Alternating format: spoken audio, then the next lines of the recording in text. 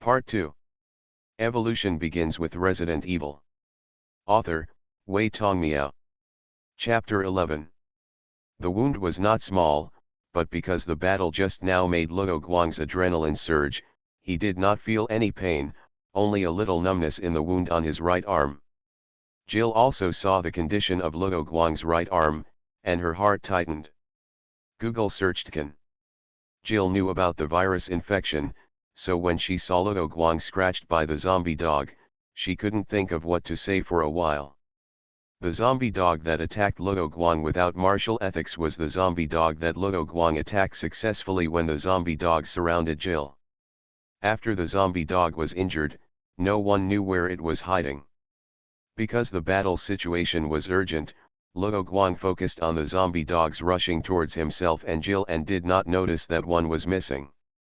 The system did not know why it did not remind Luo Guang that there was still a missing zombie dog after the short battle. When being attacked, Luo Guang swung his right hand and hit the zombie dog, preventing it from biting him. However, in the brief moment when the zombie dog was smashed open, the zombie dog's claws left 3 scars on Luo Guang's right arm.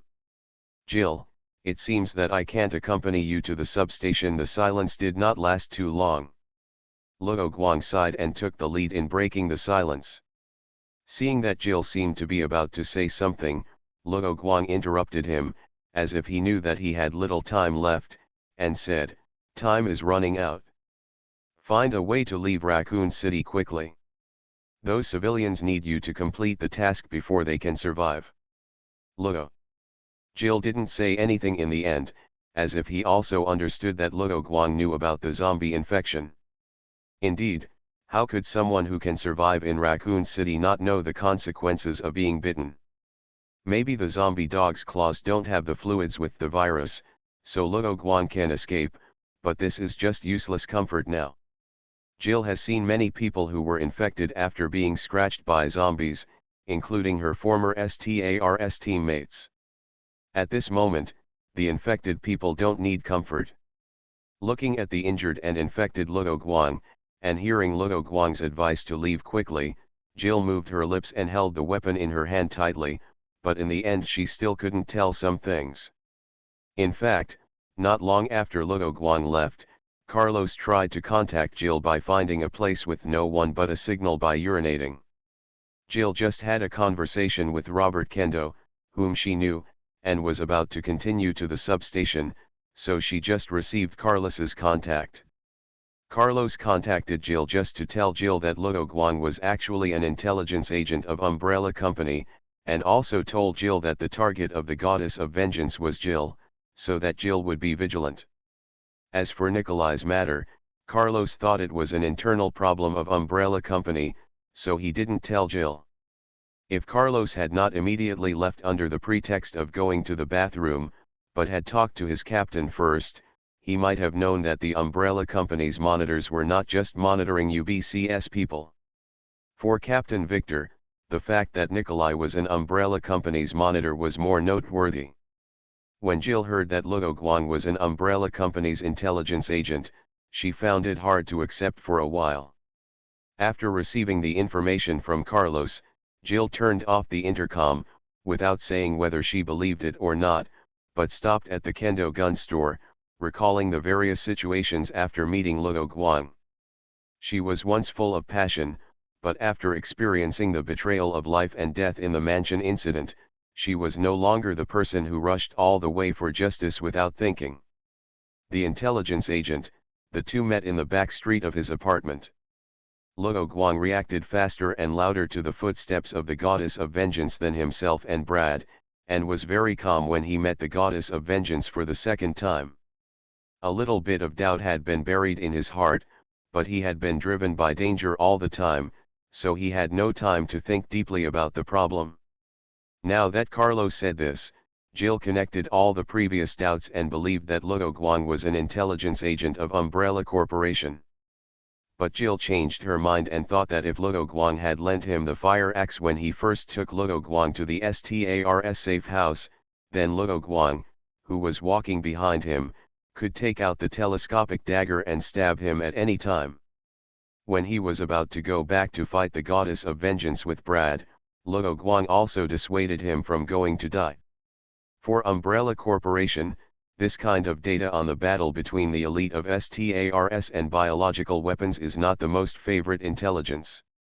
The goddess of vengeance also took the lead in attacking Luo Guang, who had not attacked before, in the battle. Even before Carlos came, Luo Guang tried his best to distract the attraction of the goddess of vengeance for him, so that he could harvest the tentacles of the goddess of vengeance. UBCS did protect civilians, and I almost had a quarrel with Carlos because of my anger towards Umbrella without knowing the situation. It was Luo Guang who smoothed things over.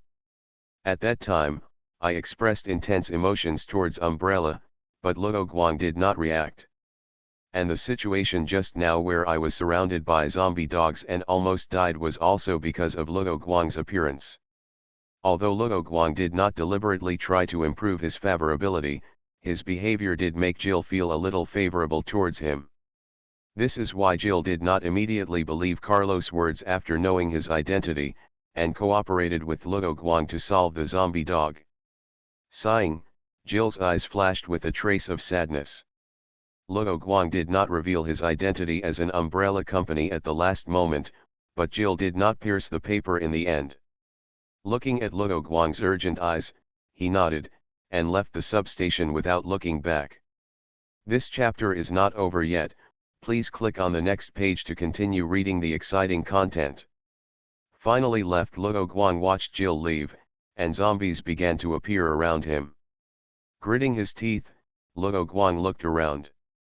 With the help of the system, he maintained a high level of adrenaline and ran into an apartment building without delay.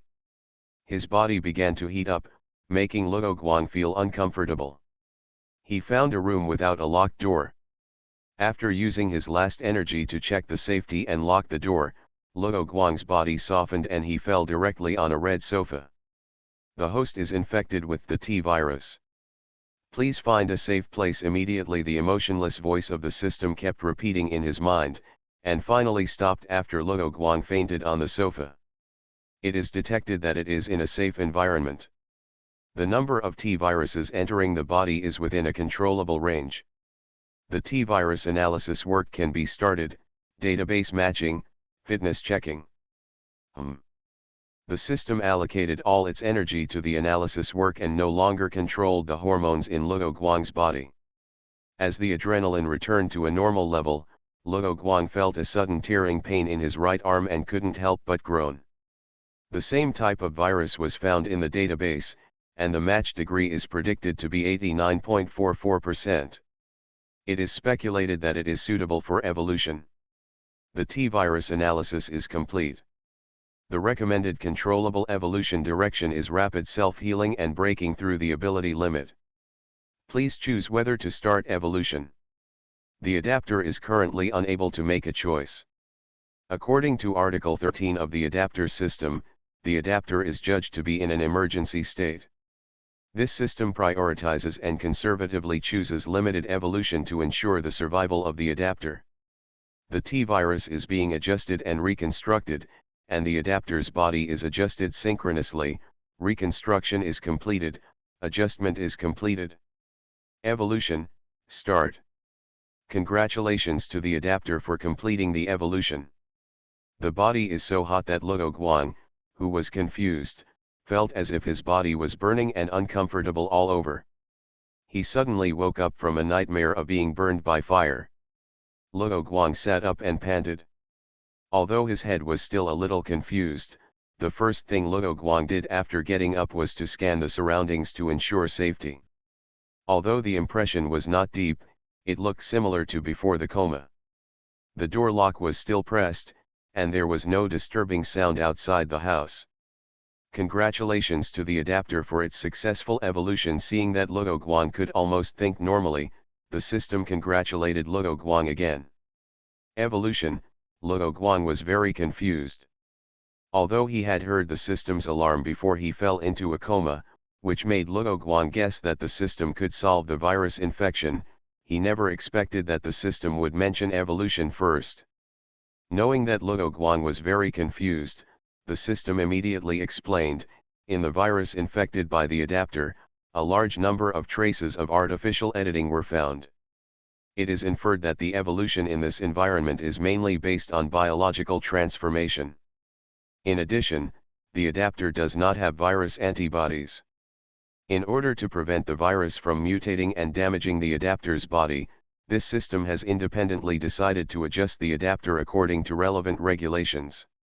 Now the virus has been successfully integrated. Luo Guang has also read the adapter regulations. The main content of Article 13 is under what circumstances the system can independently choose whether to evolve and the direction of evolution. Luo Guang's life is threatened. This is one of the situations where the system can independently choose to evolve. After the system finished speaking, it presented Luo Guang's current data in front of Luo Guang. Adapter number, 00001S. Name, Luo Guang. Adaptability level, S. Strength, 12, 10. Flexibility, 10, 10. Endurance, 15, 15. Intelligence, 8, 8. Willpower, 10. Luo Guang found that his personal attributes had increased a lot, and his strength and endurance attributes reached and exceeded the human limit mentioned by the system respectively. Intelligence has increased but willpower has not, Luo Guang asked with some curiosity. In Luo Guang's opinion, intelligence should be determined by nature. Because the brain's ability has become stronger, some combat knowledge has been added to it through the compilation of viruses, and adapters can master new combat skills relatively quickly. The system explained a few times to let Luo Guang understand what the system meant. That is, the system used the T-virus as a carrier to engrave some knowledge in Luo Guang's mind. After the system mentioned this, Luo Guang realized that there was a lot more knowledge in his mind. There was no specific learning process, but he felt that his body was already proficiently controlled, and it was just a matter of how Luo Guang himself could use it proficiently. It feels like after learning to swim and ride a bicycle, even if you don't use these skills for a long time, you will not forget them, and you will be able to become proficient again quickly once you get the hang of it. Willpower is an attribute that is purely influenced by acquired factors. The system recommends that adapters should pay attention to the training of willpower. After the system explained another issue, it continued to explain what Luo Guang had not paid attention to. Because of the T-virus there is strong plasticity, so the adaptive level of the adapter changes. After the system said this, Luo Guang discovered that the adaptability level had changed from S to S. This means that the adaptability level of the adapter may be improved. The system explained directly without being too pretentious. It seemed to be a good thing, so Luo Guang didn't worry about it anymore. While chatting with the system, he got up and walked to the shower room. There was no hot water, and the icy cold water washed over Luo Guang's body. Luo Guang looked up and down and touched the biceps on his hand.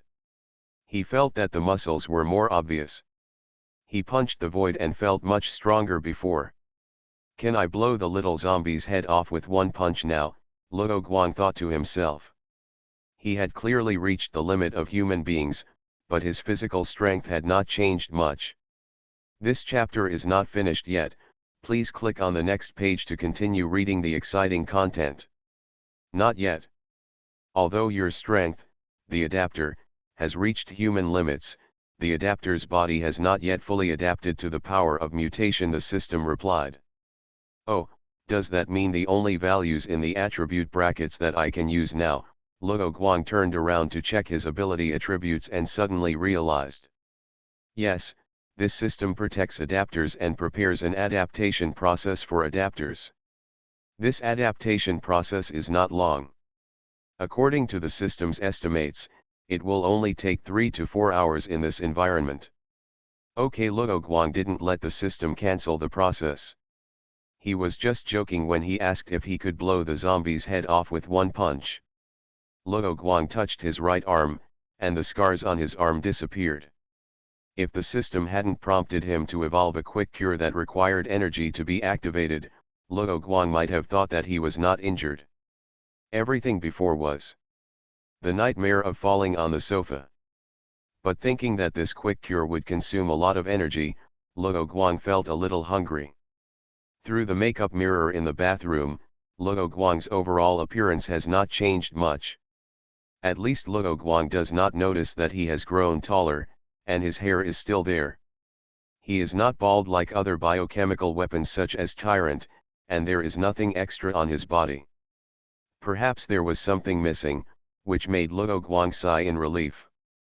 Fortunately, he had chosen to maintain the human form during evolution in the system settings. After all, we have to live in human society. If we become less individual due to fusion and the T-virus, we will be in big trouble. As for possible virus monitors in the future, the system stated that the T-virus in Luo Guang's body was different from the previous one and could avoid virus monitoring. After Luo Guang cleaned the black stains on his body, he dried the water on his body and put on the equipment again. The only difference was that the G17 pistol that was not full of bullets was included as a spare gun by Luo Guang. The main weapon became the first gun obtained by Luo Guang after time travel, Beretta's M92F pistol.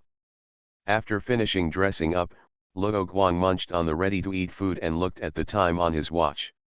It was already around 3 a.m. on September 29, and there were probably 2 or less days left before the destruction of Raccoon City.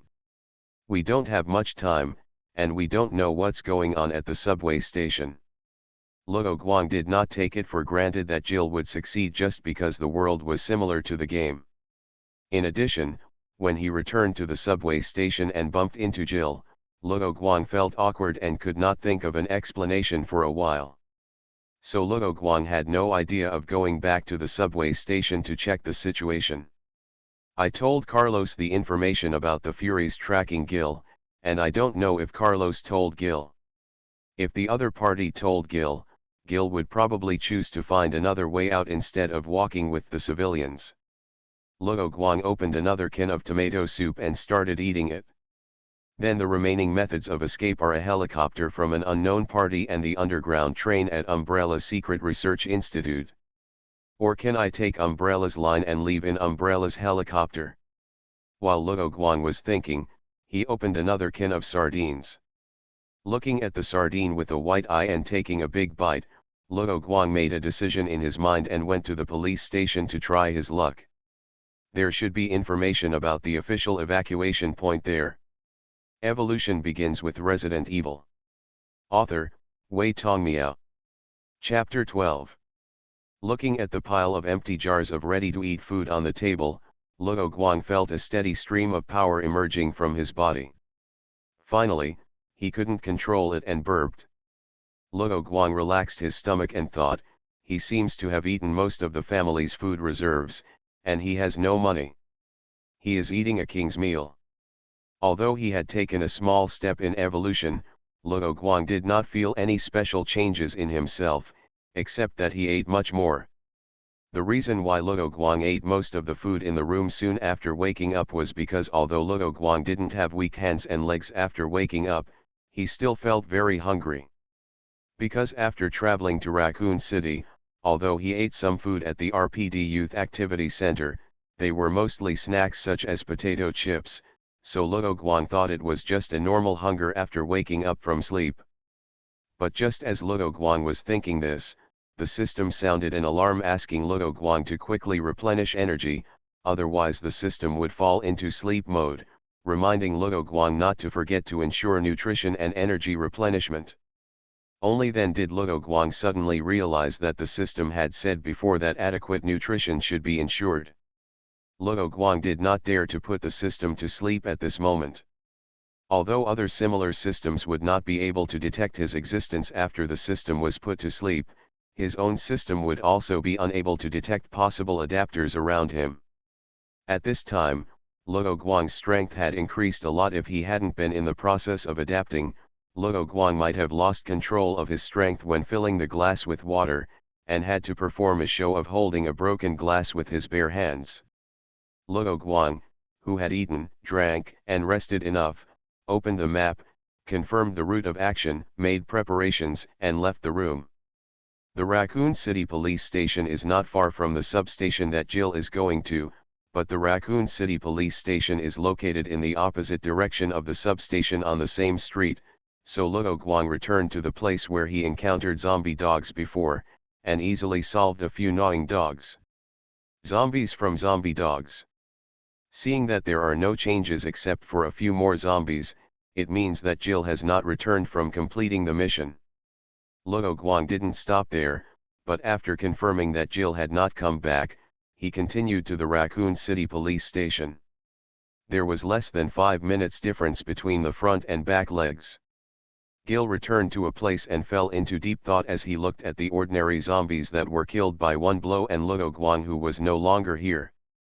The situation outside the main entrance of the Raccoon City Police Station was unexpectedly calm, but Luo Guang couldn't help but cheer up when he saw the door of the Raccoon City Police Station. The Raccoon City Police Department is an important plot point in the Resident Evil series. Luo Guang did not break in rashly, but hid behind an ambulance that hit a lamppost and observed the situation. The door to the Raccoon City Police Department is still intact, closed but not locked. There were many zombies lying scattered outside the door, but no corpses appeared inside the door. Hasn't the Raccoon City Police Department fallen yet? Luo Guang was very confused.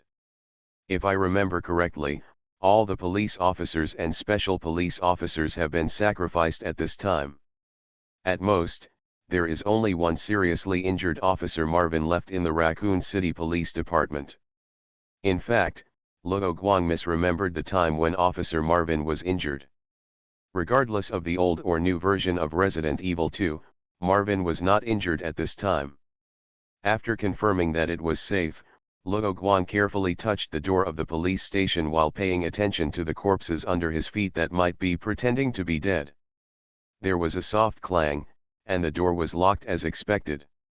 Luo Guang did not choose to look for a needle in a haystack to find the key. He looked at the stone pillars on both sides of the door and the height of the door. In addition to the iron fence, part of the outer wall of the Raccoon City Police Station is made of stone walls. Therefore, Luo Guang used the rough surface of the stone wall to climb onto the stone wall and climbed over the outer wall of the Raccoon City Police Station. Under Luo Guang's precise control, he landed silently.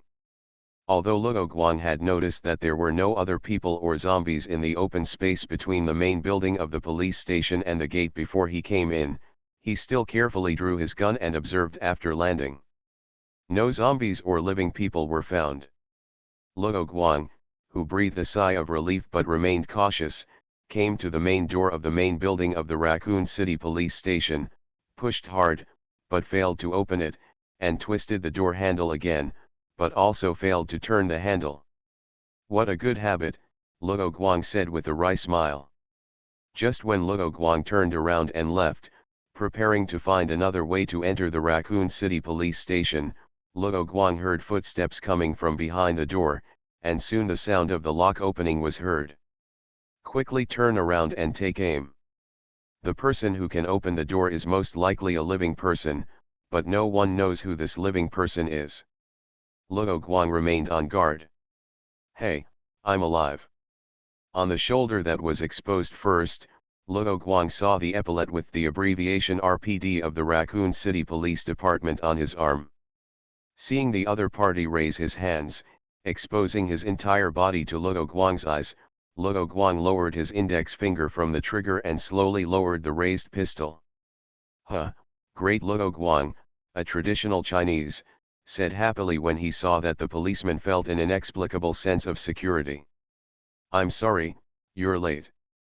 The last rescue vehicle has already left." The person who opened the door to Luo Guang was a black policeman. He seemed to think that Luo Guang came here because he heard that he could evacuate here. "Ah, when is the next one?" Luo Guang asked with a disappointed look, thinking that the other party was still in the Raccoon City Police Department, so there would probably be another one. This chapter is not over yet. Please click on the next page to continue reading the exciting content. When the other party heard Luo Guang's words, his expression became gloomy, and then he cheered up and said, "Come in first, it's not safe outside, and it will also attract those monsters. Since the other party said so, Luo Guang walked into the main building of the Raccoon City Police Department and came to the office hall of the Raccoon City Police Department. The black police officer who opened the door for Luo Guang confirmed that it was safe outside the door before changing the door and locking it. Luo Guang observed the service hall. It seemed that there were no civilians inside the door, just as the black policeman said.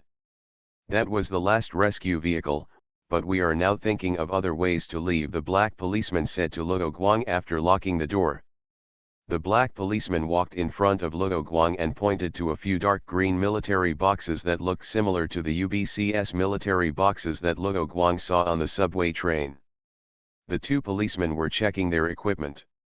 When they saw Luo Guang coming in, they didn't say anything. They were probably in no mood to express their opinions or appease the civilians. They are going to the archives to find a way to leave the police station. This was formerly a museum. It seems that there are still mechanisms that existed before the renovation, and the exit is far from the city center, so we can leave the city center relatively safely. After the black policeman finished speaking, he added, "By the way, I'm Marvin Branow, the thinner one over there is Elliot Edwards and the other one is David Zero. I'm Luo Guang." After Luo Guang answered, he greeted the two people next to the military alley. Although the two were in a heavy mood, they still pulled the corners of their mouths and smiled at Luo Guang. Seeing the black police officer, Luo Guang was also wondering if this person was Officer Marvin. Looking at Officer Marvin in front of him who was unharmed, Luo Guang thought that he had come too early, or was it because this was really just a world similar to the Resident Evil series? After the two sides greeted each other, Marvin continued, "Elliot and the others are responsible for finding a way out so that we can go to other evacuation points, and I am now trying to see if I can contact our police station or the military rescue helicopter evacuation rescue vehicle. There is no next flight, but the antenna on the roof seems to be damaged and cannot be contacted for the time being. Fortunately, Luo, you came in from the main door. It would be troublesome to come in from the other two doors. The east and west sides of the police station are full of zombies." Zombies? There are zombies in the Raccoon City Police Department. When Luo Guang was outside the door, he thought that the Raccoon City Police Department had not fallen. Marvin smiled bitterly and said, "In fact, except for this place, the entire Raccoon City Police Department has fallen. If it weren't for the fire door blocking it, this place would not be able to be defended." Luo Guang then suggested, "Is that so? By the way, Officer Marvin, is there any problem with the antenna on the roof? Do you need my help?" Marvin was a little surprised that Luo Guang wanted to assist him so actively. After all, based on Officer Marvin's experience in the past few days, it was good enough for most civilians to remain calm and not cause trouble for themselves. "I don't know yet. I have to guide them through surveillance here, and I also have to control the lifting and lowering of the fire door, or open the door for the survivors who come here. I can only wait for them to go to the rooftop to confirm the situation before going to the archive room." After Marvin said this, Luo Guang realized that he didn't make much sound, but the other party still knew his arrival and opened the door for him. Although cameras were not popular in 1998, some places were still full of surveillance. "It seems that I have to be more cautious," Luo Guang reflected. "I don't know about the problem of the broken antenna. I can only confirm the situation after I go there. The general maintenance tools are also ready." Marvin turned his head and pointed to the toolbox next to Officer David, and then said to Luo Guang, "It is our responsibility to protect the citizens. You shouldn't take risks."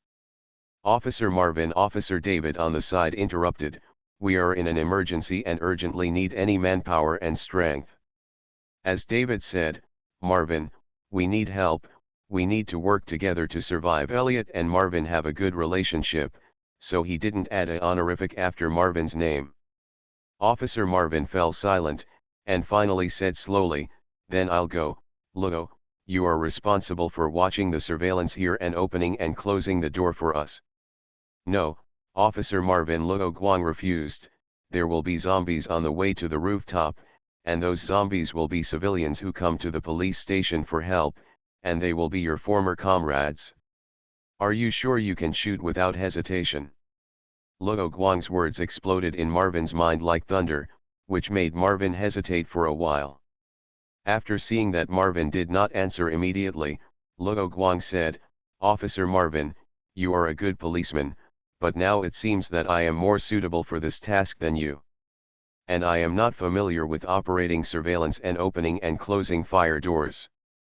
If I open the door too late, you who are locked outside will have to fight the zombies. So Officer Marvin, it is the best choice for you to stay here." Officer Marvin is a relatively unfortunate character in the Resident Evil series, so Luo Guang still remembers a lot about Officer Marvin. At the end of the game, Officer Marvin hesitated to shoot, and was eventually bitten by his colleague who turned into a zombie, mutating into a zombie. Luo Guang didn't know if his words could inspire Marvin and let him survive. In addition to wanting to see if he could influence Marvin's fate, Luo Guang also wanted to take advantage of the fact that he had evolved a lot and his strength was still in the process of adapting to train himself so that he could adapt to the changed body as soon as possible. Some people may think this is too risky, but Luo Guang has already confirmed with the system that he is now immune to most T-virus infections in Raccoon City. Coupled with the ability to heal quickly, Luo Guang has the ability to train himself. Idea. In terms of the speculative model constructed by the system, such training is more conducive to Luo Guang's improvement, thereby increasing Luo Guang's success rate in surviving the Raccoon City incident. Therefore, the system did not persuade Luo Guang not to take risks. Okay, Officer Marvin finally agreed with Luo Guang. Time was running out, so Officer Marvin pulled Luo Guang to a monitor, manipulated it a few times, retrieved the map of the Raccoon City Police Department, and said, "Look first, this is the map of the Raccoon City Police Department. You need to go to the east side of the office building first, go to the press conference room, and then pass the toilet and you will see the stairs." Officer Marvin pointed it out to Luo Guang and said, "When you get to the second floor, you need to go around the corridor of the art room and go to the far right. This is the door to the rooftop on the second floor." Seeing that Luo Guang had no doubts, Marvin continued to explain, "When you get to the rooftop, you can see the antenna console on the wall to check the status of the antenna. The console is placed in a box. As long as there is no serious problem with the antenna, ordinary wiring problems are relatively easy to solve." Luo Guang repeated the route.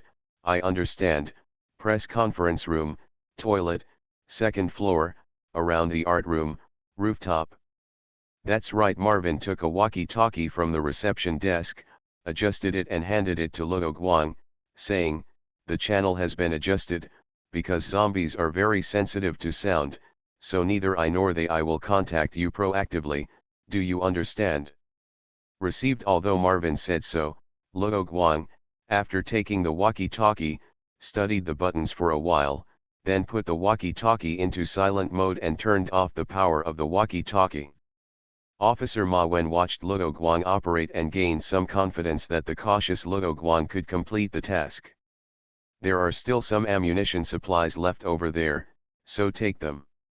Also, the switch on the east side seems to have tripped, so there are no lights in some places, so you need to bring a flashlight. Just tell me when you're ready and I'll open the door for them first." After seeing Luo Guang put the walkie-talkie on his waist, Marvin suggested that Luo Guang prepare ammunition. While Luo Guang was listening to Officer Marvin's explanation, Elliot and David were already ready to go, so Officer Marvin went to open the fire door on the west side for them first. Seeing this, Luo Guang walked to the military boxes alone to see what good things there were. It was a happy time to resupply equipment. You are listening to Novels at Bless Up channel. Wish you happiness and luck. Please subscribe to receive new novels. How do you feel about this novel? Please like and leave a comment. Evolution begins with Resident Evil. Author, Wei Tongmiao. Chapter 13. After Officer Marvin said this, Luo Guang remembered that he still lacked a lighting tool in his survival kit. After scanning the office hall, Luo Guang caught his eye at a black flashlight placed next to the reception desk. It was a bit different from the household flashlights Luo Guang had seen. There were protruding serrations on the edge of the lampshade at the front of the flashlight, and there was also a blunt cone at the tail. The model number of this flashlight system was not found in the database. It was probably a specially customized flashlight for the Raccoon City Police Department. After getting it in his hand, he waved it a few more times and tried turning the light on and off. After confirming that there was no problem and the waving feeling was good, Luo Guang accepted it with a smile. Marvin's eyes twitched at the side. The flashlight in Luo Guang's hand was customized by Marvin, who spent a lot of money. It is sturdy and durable, waterproof and anti-fall, and has functions such as self-defense and window breaking. It is also equipped with a flashing function for human use. Unexpectedly, Luo Guang did not pick up the flashlight placed on the bench next to the armament box, but directly aimed at the flashlight he placed on the reception desk next to him. It's just that he just asked Luo Guang to find a lighting tool, and he couldn't use it for the time being. Luo Guang seemed to like it very much, so although Marvin felt a little painful, he still didn't say anything. Playing with the flashlight in his hand, Luo Guang happened to be scanning before and saw a police belt on the back of the chair next to the military box. Good thing, this belt comes with a holster for the Beretta M92 FS pistol, the standard weapon of the Raccoon City Police Department, which is just right for Luo Guang to put his Beretta M92F pistol. However, this holster is semi-closed. If Luo Guang just to put your own in, you need to remove the silencer first. In addition, there are several slots for magazines on the police belt, which Luo Guang naturally accepted without hesitation. There was a sense of pleasure in upgrading equipment for $0. Luo Guang found a suitable magazine for his pistol in a few clicks. Fill the magazine with bullets and use a telescopic dagger to cut a piece under the holster so that you can put the Beretta M92F pistol in without removing the silencer. Luo Guang finished firing his main weapon and inserted the magazine and flashlight into his police belt one by one. 1, 2, 6, 6 magazines. Luo Guang was in a good mood as he counted the full magazines on his belt.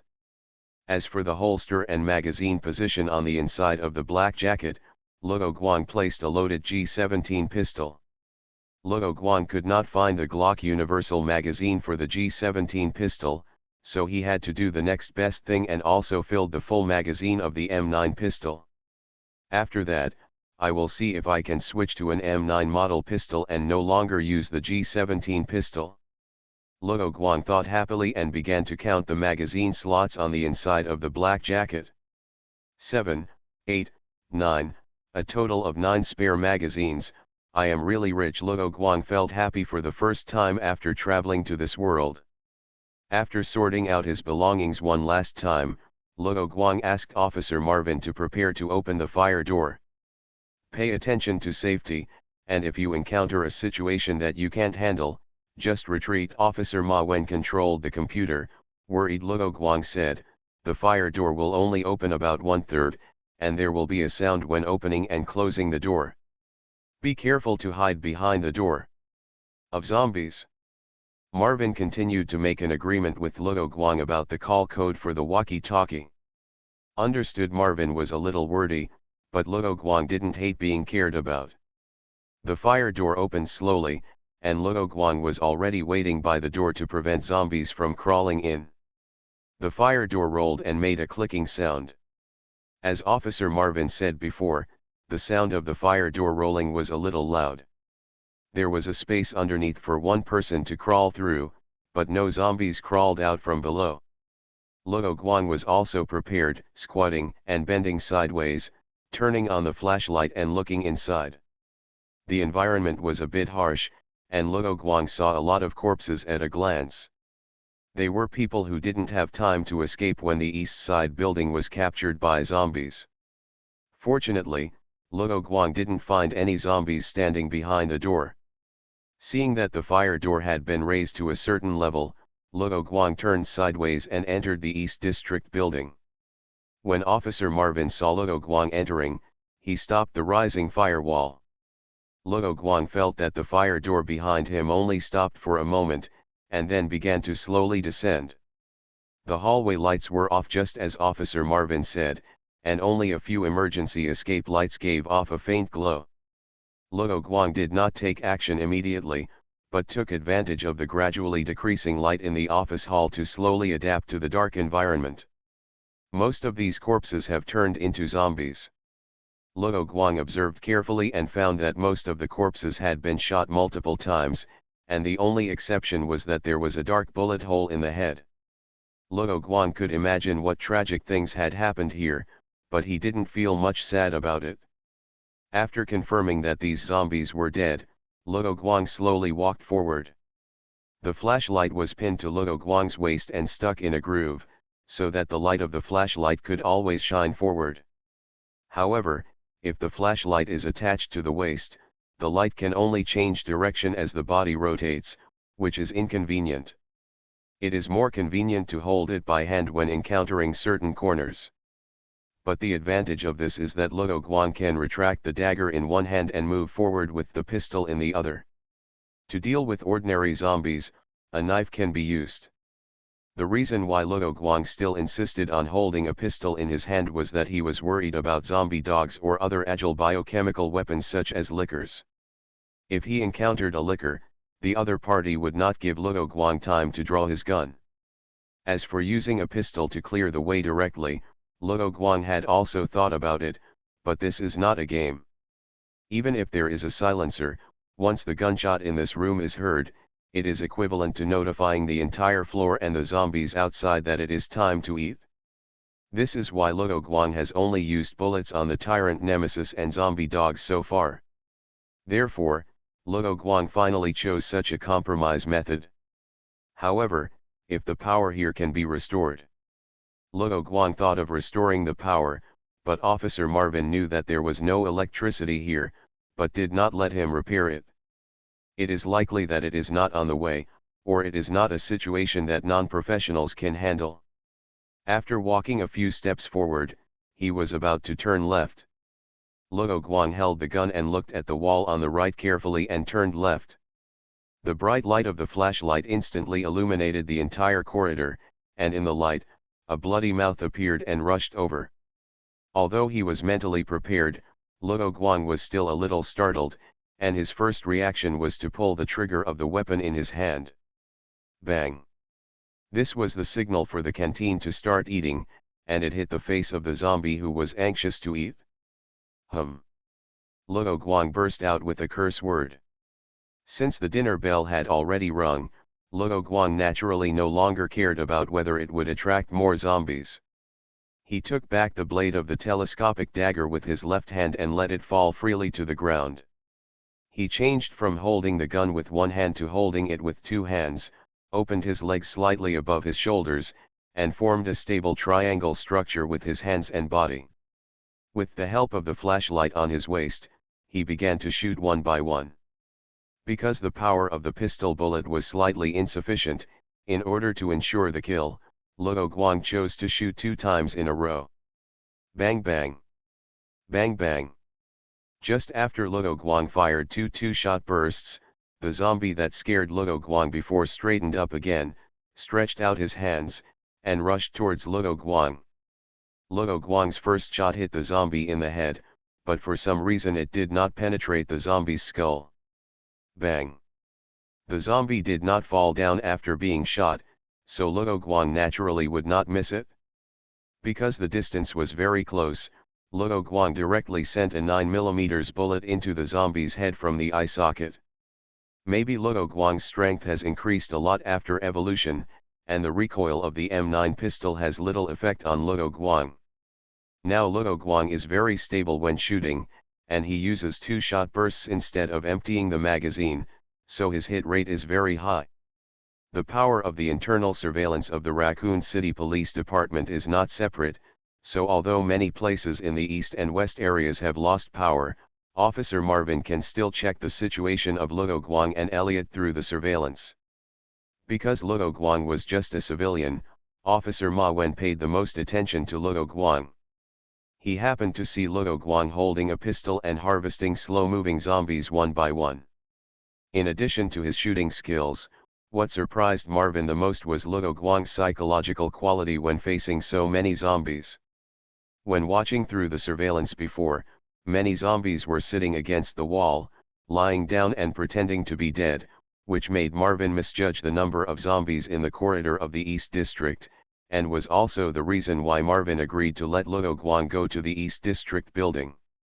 But with Luo Guang's gunshot, the zombies that were originally still or relatively still began to move, and Marvin was shocked to realize the large number of zombies. The reason why the East and West districts fell was partly because the civilians who participated in the defense were confused as the zombies got closer and closer. After the hit rate dropped, they naturally could not stop the zombies from breaking through the defense line. However, he and other civilians who were defending at the main entrance did not lose their composure. Although they encountered dangerous moments at one time, they were all safe and defended. After all, Luo Guang had received zombie movie training, so he didn't have much fear in the face of these zombies. Of course, another important reason was that Luo Guang had a large number of bullets, which gave Luo Guang, who had a gun and bullets in his hand, a psychological advantage in the face of slow zombies. Although Luo Guang missed the bullet because of the occasional shaking of the zombies, after Luo Guang used up 3 magazines, the zombies within 5 meters of him in the corridor were basically dealt with. After replacing the 4th magazine, Luo Guang gave up holding the gun with both hands. At this time, the zombies were already a certain distance away from Luo Guang. Therefore, Luo Guang picked up the telescopic dagger, ejected it, retracted it, ejected it again, retracted it, shook it in his ear to confirm that the telescopic dagger was not damaged, and ejected the dagger again. After missing the fire axe that he had never used since he got it, Luo Guang walked leisurely towards the remaining zombies. Because the fire door had been closed before, and Luo Guang did not ask for help from the surveillance, objectively speaking, Luo Guang was in a situation where he could not retreat. Since Luo Guang had already fired the first shot, he naturally did not skimp on bullets and quickly fired to kill the zombies that were closer to him. However, because the power of the 9mm pistol bullet was slightly insufficient, he used a lot more bullets than Luo Guang expected. At this time, Luo Guang held the retractable dagger again in his hand to save bullets. The map of the Raccoon City Police Department that he had seen before appeared in his mind, and Luo Guang had a plan in mind. The corridor was much emptied, which gave Luo Guang space to pull and enough time for him to recycle the empty magazines for later use after replenishing bullets. Luo Guang walked towards the zombies, which made Ma Wen, who was watching the surveillance, sweat for Luo Guang. Why did this man look so reckless? Ma Wen felt that he was deceived by Luo Guang's appearance. This chapter is not over yet, please click on the next page to continue reading. From the perspective and experience of Officer Ma Wen, fighting zombies in close combat is like dancing on the edge of a knife. Even a small wound may turn a person into a zombie monster. However, for Luo Guang, this is not a problem. According to the system, as long as a large amount of uncontrollable T-virus does not enter the body at one time, it will be fine. It is basically the amount of a direct injection. The zombie with a crooked neck, wearing a black vest and long jeans is Luo Guang's first target. Compared with other zombies, this zombie is closer and is the most suitable target. However, Luo Guang did not kill the zombie with one knife. He moved to the right to avoid the zombie's attack and grabbed the belt of the zombie's jeans from behind. He used his thumb to hold the retractable dagger tightly, and the remaining 4 fingers pulled the belt, stood firmly, exerted force on his waist, and threw the zombie to the zombie on the other side. The zombies that were hit were knocked to the ground, their feet were unstable, and they naturally fell to the ground in a mess. Luo Guang followed closely, and the zombies that fell to the ground lost their explosiveness and could only lie on the ground and dance. The right hand holding the gun knocked the zombie's hand to the side, and the left hand quickly attacked with a knife. The zombies on the left who were not knocked down took this opportunity to stretch their hands and attack Luo Guang. Luo Guang went forward and stepped on the neck of a zombie that fell to the ground. Facing the attacking zombies, Luo Guang still took 3 steps, 1 to dodge, 2 to control, and 3 to stab. Avoid the attack, control the zombies so that they can't fight back, and then stab the zombies in the vital parts.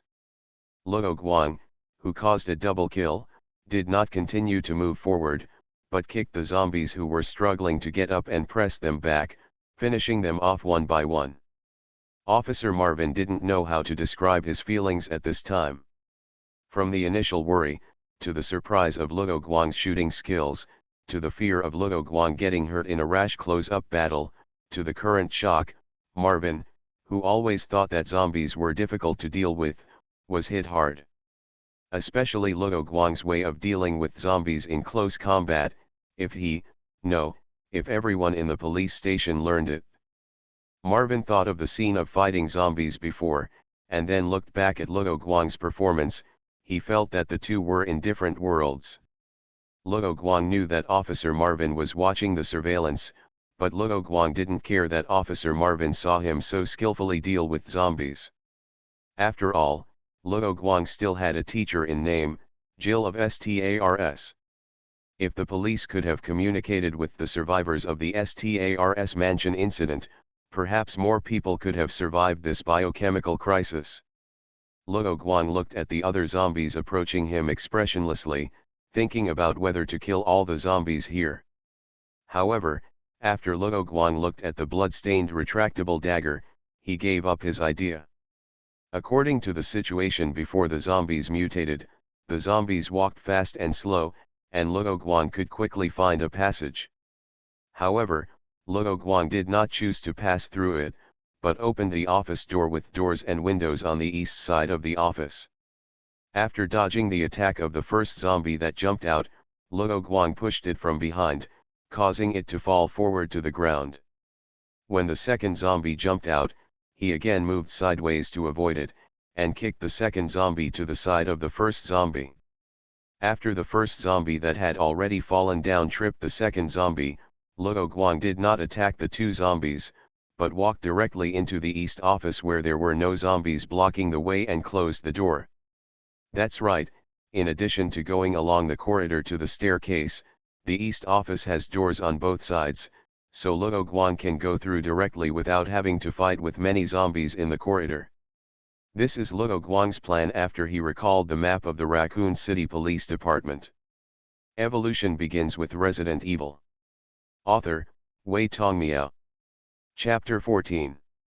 The East Office is one of the two major police offices of the Raccoon City Police Department. It covers a large area. The public office area is in the middle of the office, slightly to the left. There is also a partition in the right corner, which is an independent office. Before the fall of the East District, this place happened to become a temporary civilian shelter.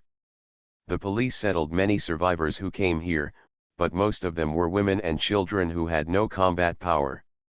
Most of the men were involved in the battle and patrol of the East Gate. Although it is called a temporary shelter, in fact, there is no tent in the East Office. It is only used to temporarily accommodate civilians. Several sleeping bags, iron lunch boxes, water bottles, milk bottles, etc. placed directly on the ground all indicate that someone sat on the spot and spent a difficult time.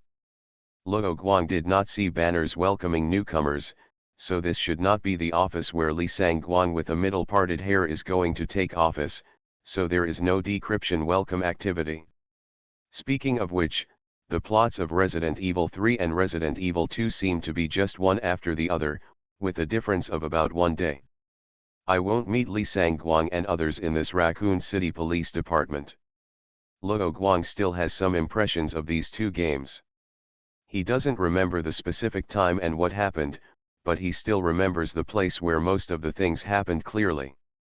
Thinking about some things before the time travel, Luo Guang didn't care that the system knew about this. Luo Guang vaguely felt that the system probably knew that there were some things in Luo Guang's mind that didn't conform to the current era. And the system itself probably didn't belong to this era. Then the second brother, let alone the eldest brother, let's keep each other warm. Since Luo Guang came here, he didn't choose to leave immediately, but searched this office to get some information at most. This place is very similar to the world of Resident Evil, but Luo Guang felt that everything here did not develop completely according to the plot in the game. Therefore, Luo Guang only used his memory of the game as a reference. Fortunately, at present, the overall layout of Raccoon City is basically the same as in the game. Because the East District was captured by zombies, most of the civilians fled, so there were not many zombies in the East office. After Luo Guang dealt with 2 more zombies hiding in the office and lazy, he reached out to the 2 zombies lying on the ground for the first time and successfully found 2 full magazines and 2 police certificates. One of the standard guns of the police officers of the Raccoon City Police Department is the Beretta M92 FS pistol, and the 2 magazines Luo Guang found are just right. The guns on the 2 zombies fell to the ground and were soaked in blood. Luo Guang had no cleaning tools and he also had guns to use, so he didn't pick up these guns. Although the Beretta M92 FS pistol is an improved version of Luo Guang's Beretta M92F pistol, it is mainly to improve the shortcomings of the Beretta M92F, so the magazines are still universal. Luo Guang felt quite happy to get 2 full magazines. No wonder Li Sangguang was so keen on looting. It felt really good. However, the ammunition is still not durable. Luo Guang only fought a skirmish, and he basically lost nearly half of his ammunition. This is the case when Luo Guang knew the zombies' weaknesses. It is conceivable how much ammunition the Raccoon City Police Department needed to block the zombie army. The Raccoon City Police Department originally had sufficient bullets, but a large amount of ammunition and heavy weapons were secretly moved away by the police chief before the outbreak of the biochemical crisis. In this situation, coupled with the large number of zombies, it is no wonder that the Raccoon City Police finally chose to use a huge amount of explosives to stop the zombie army heading south. However, after that blocking battle, the Raccoon City Police could no longer organize any actions. Including the dedicated deputy director, the Raccoon City Police and Special Police were basically left there. The left door of the East District office, which is the door Luo Guang entered, heard the sound of zombies pulling the door when Luo Guang touched the corpse. The noise was not intense, and it seemed that the zombies should not be able to break in for a while. Marvin saw Luo Guang, who had avoided the remaining zombies, enter the East District office, and felt a little relieved. Luo Guang did not seem to intend to fight to the end. Although Officer Marvin was surprised by Luo Guang's fighting ability, he was counting in his mind. Luo Guang had used up nearly half of his bullets, and the remaining zombies were more than Luo Guang had killed. Most of the police and SWAT officers in Raccoon City lost their fighting ability and died because they ran out of bullets. As for close combat, most police and SWAT officers would lose this idea after seeing those hideous zombies who were not afraid of bullets and were like evil ghosts resurrected from hell. After all, the weapons such as anti-explosion sticks in their hands could not deal with these zombies at all. In 1998, for most people in Raccoon City and the world, these zombies were still incomprehensible and terrifying, but for Luo Guang, who had traveled through time and space and was influenced by various movies and TV shows, he was not afraid of ordinary zombies, who still could not run away, so when facing zombies, Luo Guang naturally had an advantage over SWAT officers and other people with professional skills. So if someone said that Luo Guang used a knife to kill all the zombies, Officer Marvin would definitely think that the person who said this was crazy.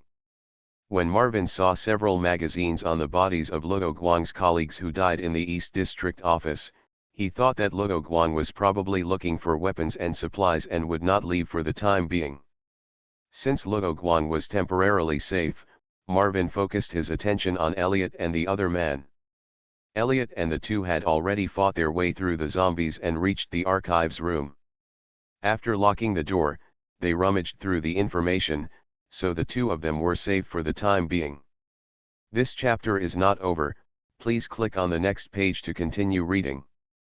There were no problems on either side, so Marvin picked up the walkie-talkie nearby.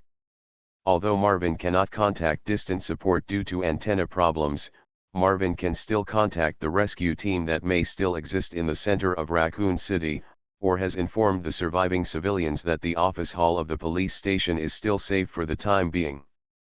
If there is no better choice, come here or something. Let us draw our attention back to Luo Guang. Luo Guang briefly searched the public office area and found no more useful weapons and ammunition. Judging from the sign on the desk, the police in the office here seemed to be mainly responsible for relatively safe civil disputes. In fact, what Luo Guang was looking for was not only weapons and ammunition, but more importantly, officially announced information about evacuation points. The fall of Raccoon City and its final ending make it easy to feel like the Lighthouse Nation is incompetent. However, in fact, the Lighthouse Nation knew what happened in Raccoon City as early as the first outbreak and arranged for the army to block the ground access to Raccoon City. It is not that civilians are not given a way to survive. In the early days of the first outbreak of the biological crisis in Raccoon City, the military began to organize evacuation points in various places in Raccoon City. For example, the Raccoon City Zoo was one of the large evacuation points. Because the general in charge of the blockade could not bear the massacre of civilians by zombies, he privately joined forces with nearly 3,000 people from the National Guard, RPD, and UBCS to launch a war of annihilation against the zombies, wiping out the nearest zombies. Therefore, Luo Guang and the protagonist group will see much fewer zombies. After searching for a while, but with no results, Luo Guang set his sights on the independent office. Police officers with offices generally had higher positions, and he might find useful information in it. The door was naturally locked. Anyway, there had been a big fuss before, so there was no need to keep quiet. Luo Guang kicked open the door of the independent office with his last kick. There are no zombies inside. Luo Guang saw no zombies inside, only a corpse sitting on the office sofa. The corpse lying on the sofa had a necklace with a cross wrapped around his right wrist, and under his right hand there was a 6-inch Python revolver lying quietly on the floor, flashing fiercely under the light of the flashlight. Seeing this situation, Luo Guang already knew what the person in front of him was going through. After checking the silver Python revolver, there was not a single round in it. Looking at the dark hole at the temple of the corpse, Luo Guang sighed, looked around, found and pulled down the flag with the RPD logo on the wall, covered the man's body, and covered the bullet hole in his head. Looking away, Luo Guang focused on the map of Raccoon City on the wall inside, facing the entrance of the independent office. It was scrawled with all sorts of information. Judging from the map, there are many shelters set up by the Raccoon City government. Shelters have been set up near the city hall and police station as well as the umbrella headquarters to take in survivors. The National Guard and the Army also set up shelters further away from the city center such as Campanile Park Plaza, Raccoon City University, and the Raccoon City Zoo. In the above shelters, Raccoon City University, Bell Tower Park and Raccoon City Zoo later became evacuation points. The military was responsible for rescuing as many survivors as possible through helicopters and land transportation, and after evacuating Raccoon City, they had to deal with these survivors are screened to ensure that none of these survivors are infected. The police set up a special evacuation point at the Raccoon City Police Department and transported survivors to the above 3 military evacuation points through SWAT vehicles and helicopters. Thanks to Umbrella's sponsorship, the Raccoon City Police Department is well funded and equipped with helicopters. Therefore, the police department can also use helicopters to evacuate survivors directly from the police station and out of Raccoon City. However, the transport capacity is not as high as that of the military. In addition, helicopters have a limited range and need to travel far away to replenish fuel. Therefore, in order to save as many people as possible, these helicopters usually only send survivors to military evacuation points. At this stage, the Raccoon City Police Department uses the convenience of helicopters to search for radio signals to rescue trapped civilians who are unable to reach various evacuation points. Therefore, Officer Marvin needs to repair the antenna and contact those police helicopters to issue new orders. Order. But as of the death of the policeman in the office, most of the shelters above had been destroyed or cancelled, and had been marked with a big cross. The evacuation point at Raccoon City University is still there. Now that they have all been marked, Luo Guang will naturally no longer pay attention to those shelters that have been cancelled or fallen. In addition to Raccoon City University, the shelters in Raccoon City Police Department and Raccoon City Zoo have not been crossed out. However, Luo Guang does not know when the police officer committed suicide, so the above information is very important to Luo Guang. It's just for reference. The way out now is to take the subway without Jill and then transfer to the train to the outside world, or directly escape from Raccoon City by taking the police helicopter that Marvin contacted. By the way, "Shoot them in the head" is written in large letters in the blank space on the map.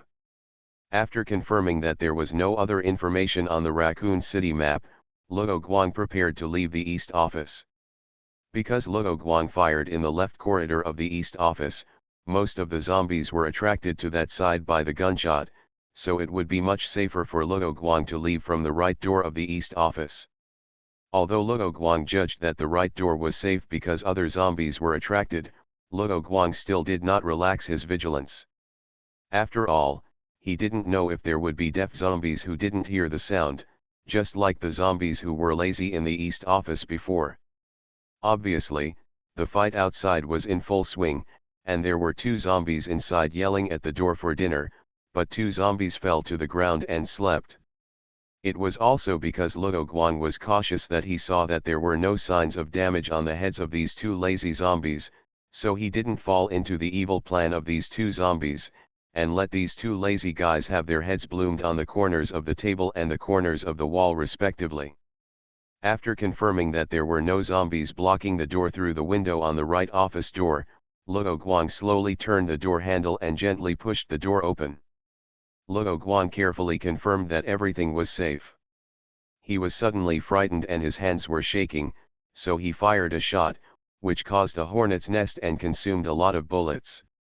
To be honest, this mistake was a bit big, but there was an unexpected gain at this time. There were no active zombies in the corridor here. Luo Guang only needed to be careful of the zombies pretending to be dead and he could easily reach the stairs to the 2nd floor. After closing the door of the East District office, Luo Guang was about to leave when he saw a small room opposite the door. Looking at the door plate above the door, it was the guard room of the Raccoon City Police Department. Luo Guang checked the time on his watch. It had been less than 15 minutes since he left the office hall, so there was still plenty of time. The door was not locked, so Luo Guang pushed the door and walked in. Evolution begins with Resident Evil. Author, Wei Tongmiao. Chapter 15. The guard room is relatively small compared to the East District office. There is a weapon rack, a long table and a chair inside. The guns on the weapon rack are empty, and there is no bullet left for Luo Guang. Although there are no weapons and ammunition, Luo Guang found a waist bag accessory with the RPD logo on the bottom of the box. It can be clipped on the police belt, but it is empty inside, which makes Luo Guang sigh at the stinginess of the police station. Luo Guang finally put some loose 9mm bullets in it, so that he doesn't have to move the backpack in front of him and take out the bullets from it to load the magazine every time. In the future, if there is a shotgun, Luo Guang can also put some various bullets for the shotgun in it, so that he doesn't have to put the bullets in his trouser pockets. After sorting out the backpack and waist bag, Luo Guang found a rectangular riot shield. The shield is transparent and printed with the words RPD. In the dark environment, If it hadn't reflected the light of Luo Guang's flashlight, Luo Guang would have almost ignored it. However, this riot shield was not suitable for Luo Guang to use. Zombies have almost endless physical strength. Just blindly defending will only tire yourself to death. This riot shield is designed to protect the user's whole body, so it is very large, which will only be a burden for Luo Guang who pursues flexibility. This kind of shield is only suitable for a large number of people to use in a team with multiple shields. If it is a small round shield that can be tied to the forearm, Luo Guang may consider taking it. Putting the riot shield down gently, Luo Guang quickly looked through the documents on the table again. There was nothing useful. They were all some registration forms and other documents, and no one left any information. After all, it's not a game. There are not so many prompt files or worldview files. Luo Guang thought to himself, and he didn't feel sorry. Speaking of which, is there still a reporter who knows a lot of things in the detention room of the Raccoon City Police Department? Luo Guang suddenly thought of a person like this in the game of Resident Evil. Although he had a lot of information, he was eventually killed by an angry tyrant because of the Riddler.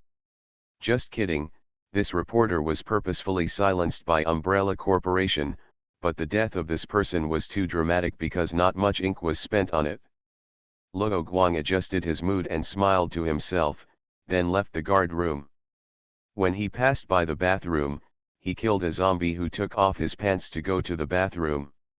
Luo Guang also went to the bathroom, and then he came to the second floor of the East District of the police station safely. The rooms on the second floor of the East District include the sheriff's office, the director's private collection room, the waiting room and the art room, and then there is a large rooftop for helicopter landing. This must have been deliberately arranged by the sheriff, who is indeed a greedy person. When he was a child playing games, Luo Guang hated the chief of the Raccoon City Police Department. Judging from the layout of the rooms on the second floor of the East District, this is simply the sheriff's collection library, and there is not much space for police work, which really fits the greedy image of the chief. The waiting room was probably used by the director's guests to line up to meet the director. There shouldn't be anything useful, so Luo Guang didn't go to see it. The private collection room had to be entered from the director's office, and Luo Guang didn't think there would be anything he needed in the art room. After all, he didn't plan to decrypt the Raccoon City Police Department and find a secret passage to escape from downtown Raccoon City. Therefore, the only place Luo Guang planned to visit was the director's office. Then, Officer Marvin looked at Luo Guang on the display screen with a confused look on his face and kicked open the police chief's office. There was no surveillance in the director's office and the private collection room. Officer Marvin didn't know if there were zombies inside, so it was naturally difficult to contact Luo Guang on the intercom to ask him the purpose of doing so. He could only wait until Luo Guang returned safely before asking.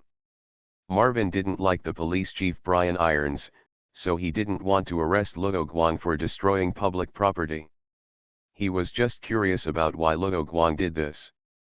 Luo Guang had confirmed that there were no zombies in the corridor on the second floor, so he chose to kick the door directly. To deal with evil people, thunderous means should be used. If it was not inappropriate, Luo Guang would have wanted to shout "RPD, open the door."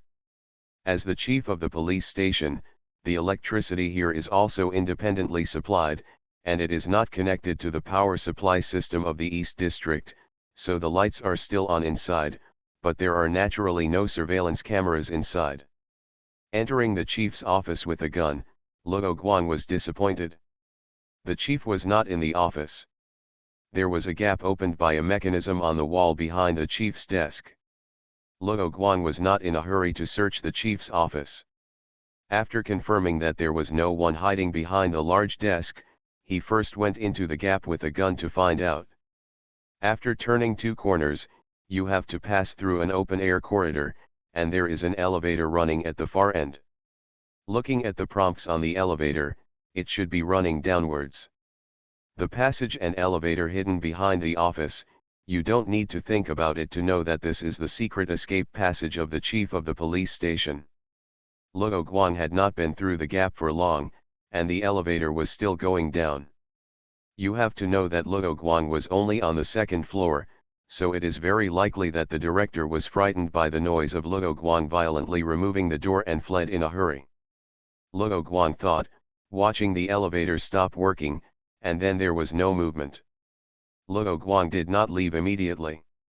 He waited for a while and confirmed that the director did not return to attack him. Then he returned to the director's office and started searching. This chapter is not over yet. Please click on the next page to continue reading the exciting content. There are many animal specimens in the director's office, with handwritten specimen information on them, including deer, wolves, relatively small squirrels, dogs, etc. Luo Guang saw that the hunting time and production time of the specimen animals were also marked on them. Are these specimens made by the director himself after hunting? Luo Guang thought, I was careless. It seems that I have to be careful. The other party is not a soft persimmon. He is a hunter. So the other party did not run away before, but lured me. The director did not ambush in the office, probably because the only place to hide in this place is behind the desk. Luo Guang kicked the door so blatantly that he might know that the director himself was in the office. In this way, the director's ambush would lose its suddenness and unknownness. If the other party pursues him relentlessly, then the elevator with nowhere to escape is the best ambush location. Although Luo Guang was a little disappointed that he failed to kill the chief with one shot, he still got a good thing unexpectedly. Perhaps it was because the chief was confident that no one would dare to break into his office and confident in his own prestige. Luo Guang found an opened letter on the chief's solid wooden desk, which clearly recorded the fact that the police chief accepted bribes, and also directly stated that the chief took money to cover up the incident in the mansion and disbanded STARS. The letter was signed by W.B., probably William Bacon, the chief researcher of the Raccoon City Research Institute of Umbrella Corporation. William Bacon is also a relatively important character in the Resident Evil series, so Luo Guang knew who it was referring to as soon as he saw the English abbreviation WB, not to mention that the letter also mentioned many things such as asking Brian Irons to find someone to protect himself from the attack of Umbrella Corporation. At this glance, Luo Guang found the paper version of the email that William Birkin sent to the police chief Brian Irons. These documents were stuffed in an envelope and placed on the table. Luo Guang also learned the name of the chief, Brian Irons, from the information inside. From the conversation between William Birkin and Brian Irons, it can be learned that William has been using his own small treasury to bribe the chief to let Brian Irons help him cover up the truth announced by the survivors of the mansion incident, and also asked Brian Irons to send mercenaries to stop the people at the Umbrella headquarters from snatching the God virus that William loves and is proud of. But it is obvious that there is no close cooperation between them, but just a simple exchange of interests. For Chief Brian Irons, only interests and his own hobbies are the most important. Facing the Umbrella Company with more capital and his own handle, Brian Irons will naturally not choose to fight with eggs. Covering up the mansion incident was also in the interests of Umbrella, but he would not choose to help William Birkin recruit mercenaries to protect him against Umbrella. That's why William Birkin sent a paper version of the emails they exchanged to threaten Police Chief Brian Irons. Although this is just one-sided words from WB, it is enough to shut up Officer Marvin. In addition, the performance of the police chief in this Raccoon City incident should also make Officer Marvin forgive himself for kicking the door. Luo Guang knew who this WB was, but there was no evidence to prove that this WB was William Birkin. But now Luo Guang was unable to forge a letter, so he could still use it to convince Officer Marvin. Thinking so, Luo Guang searched the drawers and other places again, but no other useful documents were found. Oh, there was also a notebook on a low table where Brian Irons recorded the hunting of animal specimens. However, the contents inside seemed wrong to Luo Guang.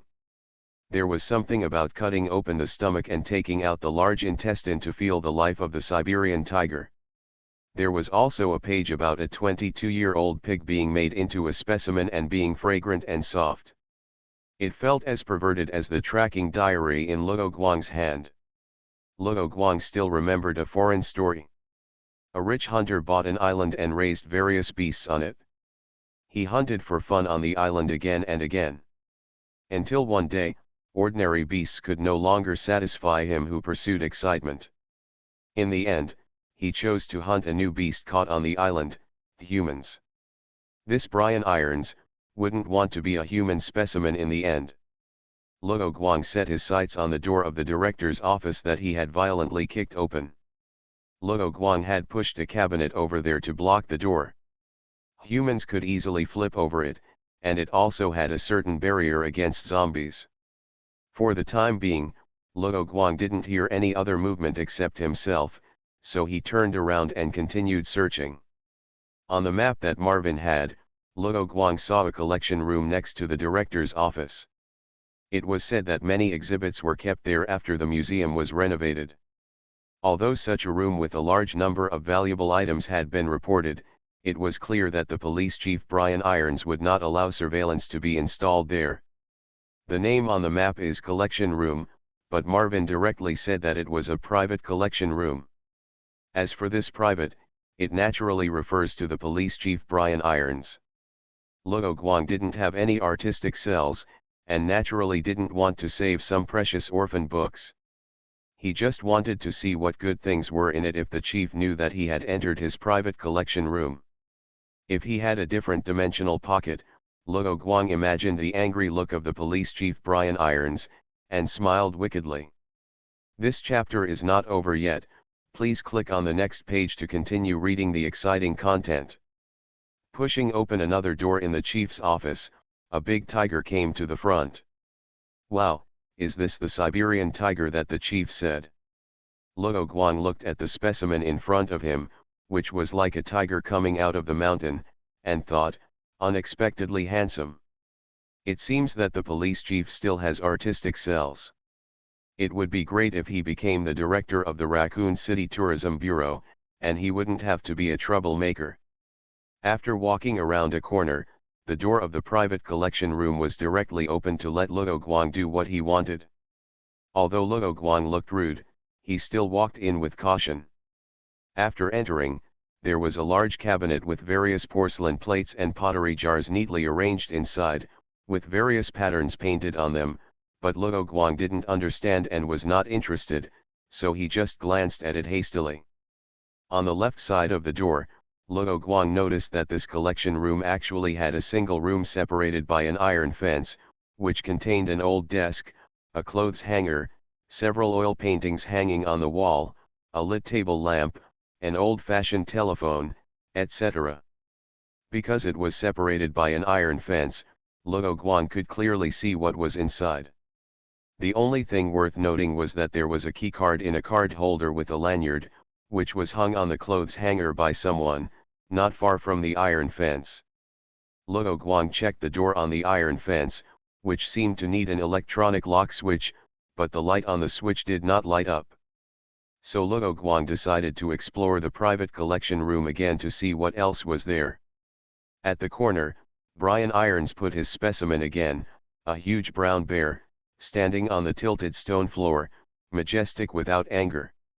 The types and styles of artworks on the cabinets further inside the private collection room are much richer than those outside, including other Egyptian-style human heads, wooden sail models, etc.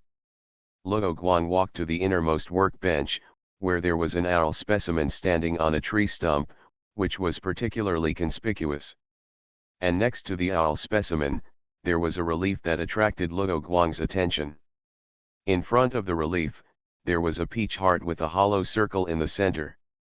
For some reason, there were 4 keys of spades, hearts, clubs, and diamonds in the Raccoon City Police Department, so Luo Guang also paid attention to related items when searching all the way here. Although he might not use them, he had to use them just in case. Luo Guang picked up the relief, turned it over, and saw a heart key embedded in it. In a few seconds, Luo Guang took out the heart key and put it in his waist bag. Having gained something, Luo Guang looked around to see if there was a longer stick, preferably with a hook, so that Luo Guang could hook the keycard hanging on the hanger behind the iron fence without opening the door. Finally, he found a gentleman's stick from the 18s and successfully hooked the keycard over. Garage keycard. Luo Guang did not plan to drive away from Raccoon City, so Luo Guang just looked at the keycard from front to back and put it in his waist bag. After confirming that nothing was left out, Luo Guang left the director's office and continued his task of repairing the antenna. You are listening to Novels at Bless Up channel. Wish you happiness and luck. Please subscribe to receive new novels. How do you feel about this novel? Please like and leave a comment. Evolution begins with Resident Evil. Author, Wei Tongmiao. Chapter 16. After searching for noteworthy places on the second floor of the east area, Luo Guang followed the corridor and arrived at the rooftop safely. When Luo Guang wasn't paying attention, it started to drizzle. Opening the door from the corridor to the rooftop, Luo Guang narrowed his eyes slightly and scanned the rooftop. The rooftop is not small, there is a big circle with a big H inside, a helicopter landing pad, and a grid net around the edge. On the other side, if you look up along the wall, you can find an antenna, which looks quite contemporary to Luo Guang. Luo Guang's black jacket had no hood, so he could only walk under the antenna in the drizzle. He found a big box, opened the box and looked inside. There was a red light on, which meant that there was electricity in the box. Is the relay function broken without a box? Luo Guang didn't know much about electricians, so for the sake of safety, he took out the walkie-talkie, turned on the power switch of the walkie-talkie, and then pressed the talk button twice, with an interval of about 1 second in between. Salad, drip, salad, drip. Without keeping Luo Guang waiting, the same two gentle sounds of salad came from Luo Guang's walkie-talkie. This is Luo Guang, over. This is Marvin, get it, over. After going through a set of procedures, Luo Guang began to tell Ma Wen about the situation on the rooftop. Yes, there is a red light. Luo Guang held down the talk button while speaking, and released the talk button to receive the signal from Marvin on the same channel. There is also a box inside. You can open the plastic lock directly with your hands. Check there first.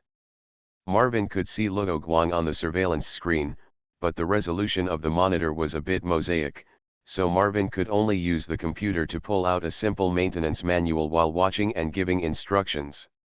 When Luo Guang said that the light in the box was on, Marvin couldn't help but breathe a sigh of relief. This meant that the damage was still within the acceptable range. If not a single light in the box was on, then repairs could basically be abandoned.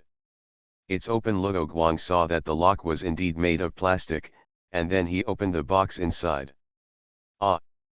Luo Guang was stunned for a moment when he saw the situation inside. It's the fuse again, right? It must be the fault of that bastard director, right? Luo Guang's anger towards the director continued to deepen. It is true that Luo Guang has no evidence to prove that it was indeed the director who did it, but except for the evil director, who else would do such an immoral thing? Or just smash it directly, or just take away a fuse on purpose. Luo Guang raised the walkie-talkie and said, Marvin, there is a fuse missing. That's too bad. Where can I find a suitable fuse at this time? Marvin had just finished congratulating himself when Luo Guang's next message brought him back to the human world. If the fuse is broken, it is normal, but if the fuse is missing, then it is most likely due to man-made damage. Like Luo Guang, Marvin's first target of suspicion was the police chief, who often disappeared when crises broke out. It was convenient for the chief, who was on the second floor of the East District with Tiantai, to commit crimes.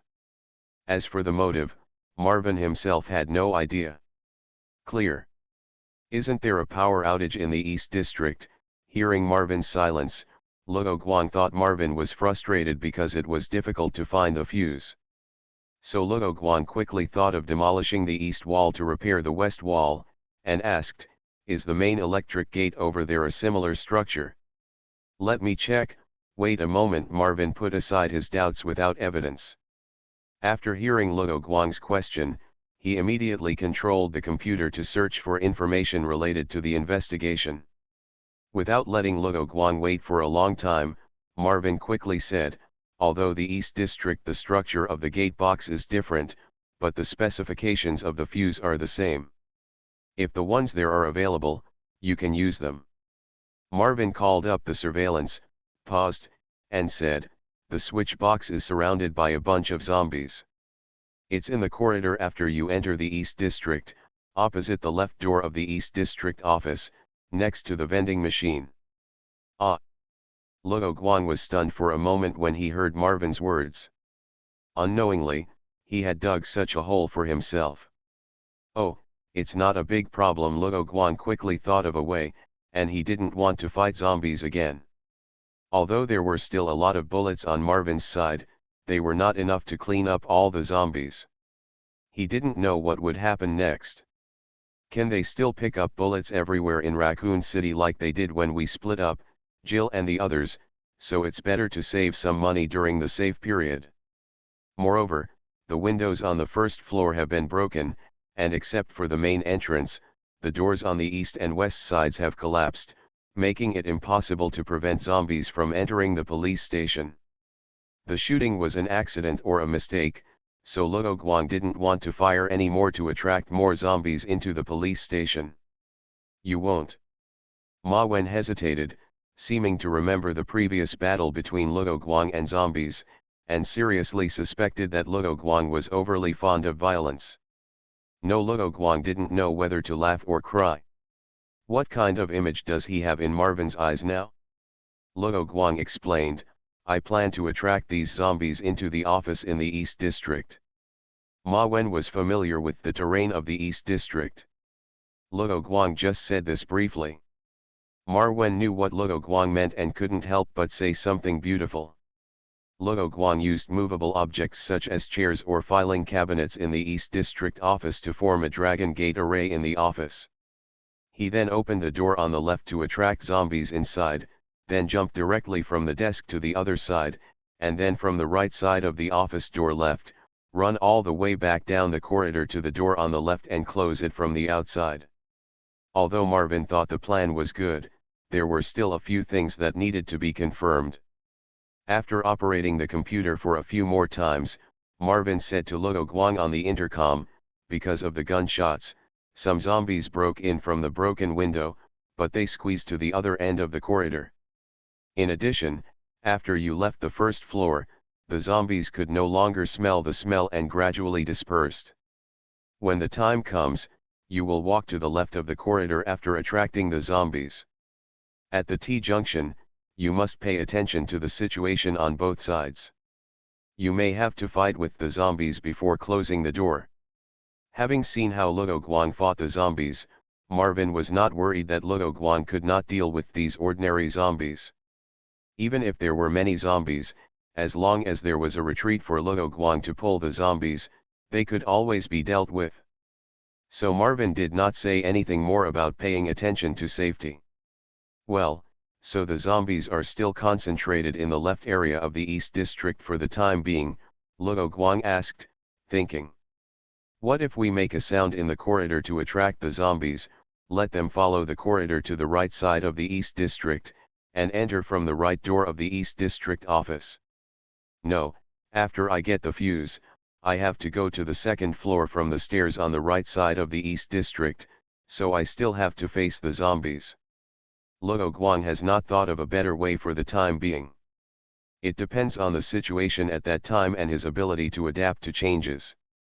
On the other side, Marvin also replied, "Yes, 1, 2, 3, judging from the number in the surveillance, there should be double-digit zombies in the corridor on the left side of the East District office, about 10 zombies, and there are also many at the other end of the corridor, but they are just wandering around and not moving towards the left door of the East office." Marvin tried his best to describe the situation in the corridor in his own words. The width of the corridor is not particularly wide, and a dozen zombies have made the corridor very crowded, but a few seduces can always solve the problem. If the plan can be completed safely, Luo Guang does not mind using this slow stupid method. It's just a matter of walking. The situation in Raccoon City changes rapidly, and the plan can't keep up with the changes. Luo Guang didn't bother anymore and turned to leave the rooftop. After a safe journey, Luo Guang returned to the East District office and said that he would set up a Dragon Gate formation, which actually meant using furniture such as chairs and filing cabinets to block some passages in the office. Luo Guang did not deliberately lower his voice, allowing the zombies to gradually gather back to the left side of the East District office. "Have the zombies gathered?" Luo Guang asked on the intercom. Luo Guang heard the increasingly dense knocking sounds and the knocking sounds on the office glass windows, and knew that the zombies had surrounded him as he expected. "Gathered, but the right side is still safe, and we can start planning." Ma Wen paid attention to the situation in the corridors of the East District and reported to Luo Guang in time. "Received, I will turn off the intercom next," Luo Guang said, and without waiting for the other party to respond, he turned off the power of the intercom and clipped it back to his belt. After taking a few deep breaths and moving his hands and feet, Luo Guang began to act. Opening the left office door of the East office with one hand, Luo Guang did not hesitate and stepped back directly.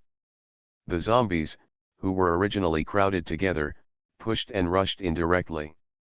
Luo Guang avoided the door panel that was knocked open, and the classic zombie attack that followed.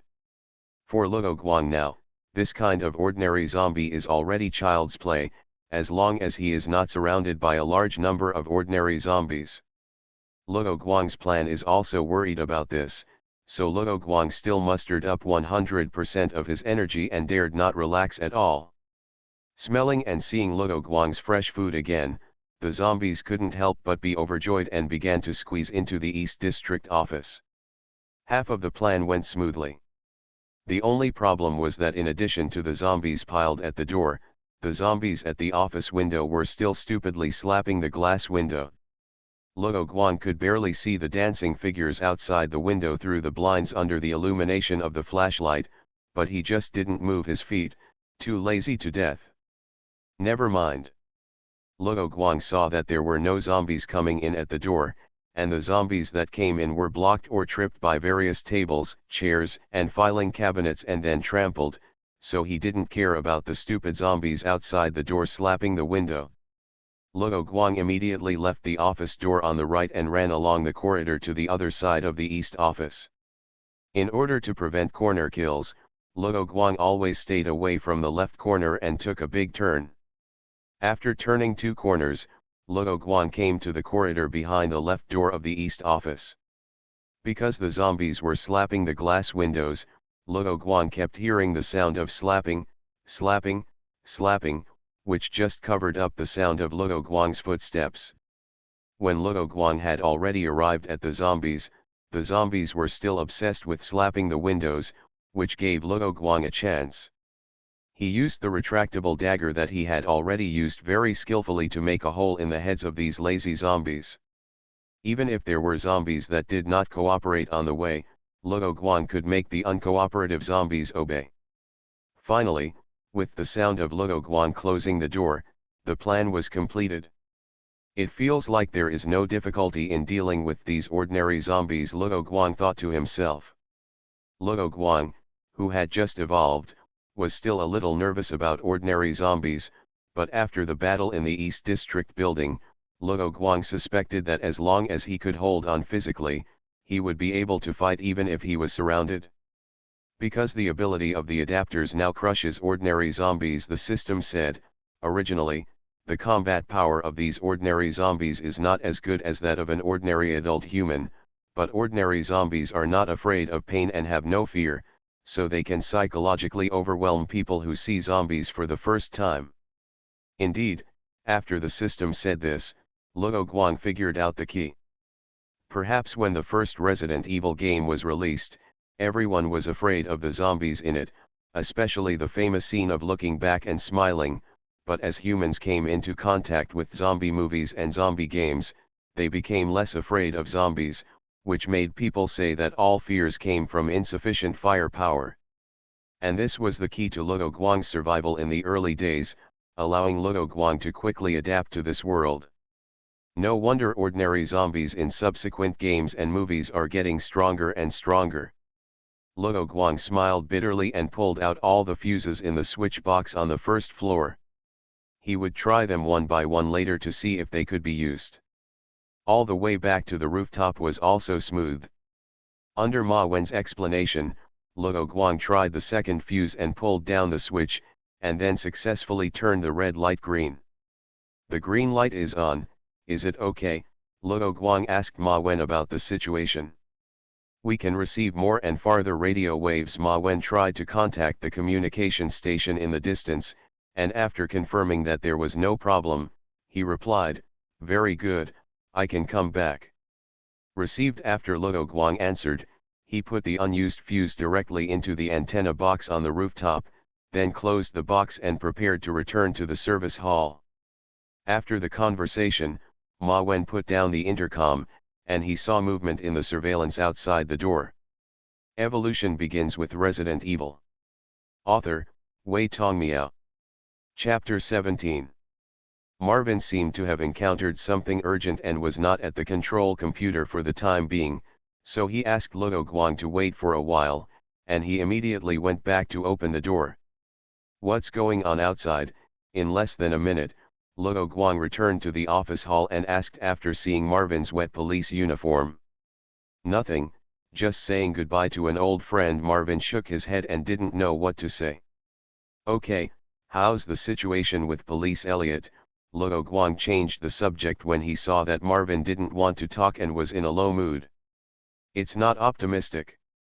They searched a lot of documents, but still couldn't find any architectural design drawings. There are still no clues for the time being." Although Marvin said so, because Luo Guang had repaired the antenna, as long as he could contact the helicopter to evacuate, it would no longer be that important whether Elliot and the two could find the secret passage from the Raccoon City Police Department out of the city center. "Then let them withdraw first," Luo Guang asked. "No, let's wait until we contact the rescue helicopter." Officer Marvin shook his head. To be on the safe side, Officer Ma Wen decided to leave together, and Luo Guang could also take this opportunity to take a rest. "Hey, Marvin, this is for you." Luo Guang nodded and handed the two blood-stained police ID cards to Marvin. When Luo Guang picked up the two police ID cards, his back was facing the surveillance camera in the East District office, so Marvin didn't know that Luo Guang took these police ID cards from those two people. "Ah." Officer Marvin looked at what Luo Guang handed him and was stunned for a moment, tears gradually filling his eyes. "Are they all in peace?" Marvin saw Luo Guang solving the two mutated zombies on the monitor, but he wanted to hear Luo Guang answer him in person. "Yes." Luo Guang nodded and said, "I'm going to sort out the equipment first. I've used a lot of bullets." Luo Guang said, got up and walked towards the arms box, leaving the space for Officer Marvin. "There aren't many bullets." Luo Guang looked at the few bullets in the arms box. There were probably two more boxes of 9mm pistol bullets, half a box of .45 pistol bullets and a box of 12G shotgun shells. At this time, Luo Guang had a total of 10 9mm magazines with a capacity of 15 rounds on his body, 6 on his belt, 3 on the inside of his black jacket, and 1 in the pistol, all of which matched the Beretta M92F pistol. Luo Guang's G17 still only has a magazine with a capacity of 17 rounds. Luo Guang has already filled up the bullets, and he has not used it in the previous operation to the rooftop. While checking the contents of the backpack, Luo Guang realized that he had forgotten to show Officer Marvin the letters from the police chief. Marvin was caught off guard by the police ID that Luo Guang took out, and for a moment he forgot about Luo Guang kicking the director's door. "But it doesn't matter whether we take it out now or not. No matter what kind of person Police Chief Brian Irons is, he will not have much impact on the current situation," Luo Guang thought to himself. Let's ask Officer Marvin later where he can find weapons with higher damage. Otherwise, a small pistol is fine for dealing with ordinary zombies. Not to mention Tyrant, dealing with fast ones like lickers is troublesome. After Luo Guang finished counting the equipment, he thought in his mind. Lo! Marvin was strong and had already recovered while Luo Guang was sorting out his equipment. He just saw Luo Guang who was sorting things out carefully, so he didn't bother him. When Luo Guang heard Marvin calling him, he turned around and asked, "What's the matter?" Marvin's voice made Luo Guang feel that the matter was serious.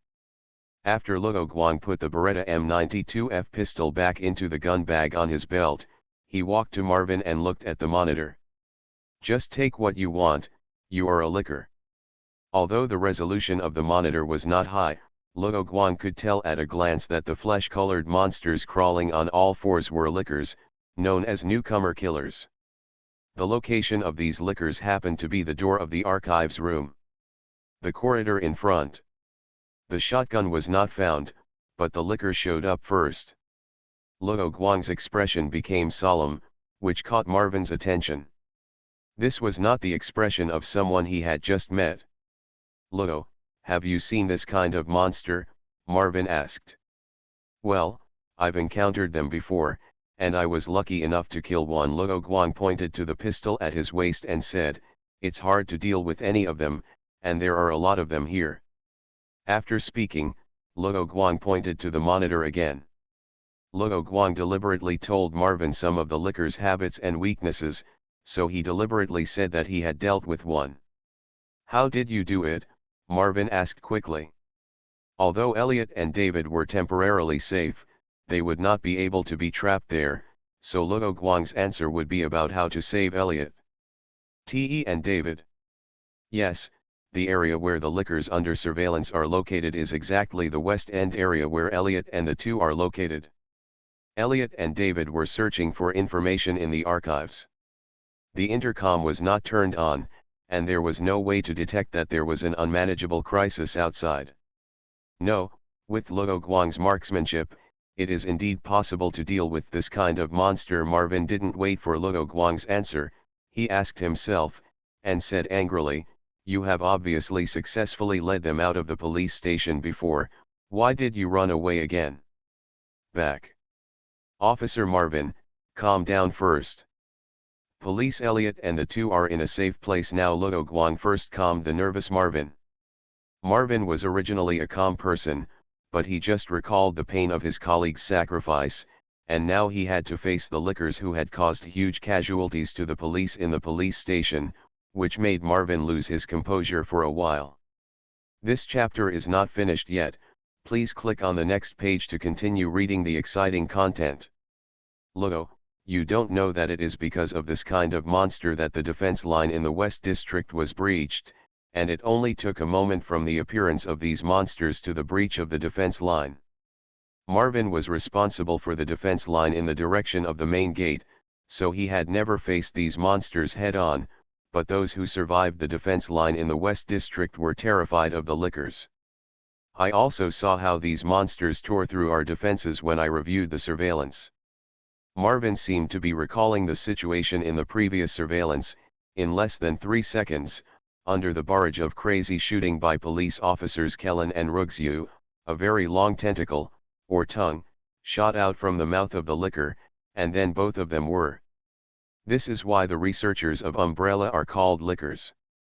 When facing enemies with long-range weapons, lickers rarely use the long claws on their limbs to attack, but directly use their tongues that can quickly retract and pierce to attack.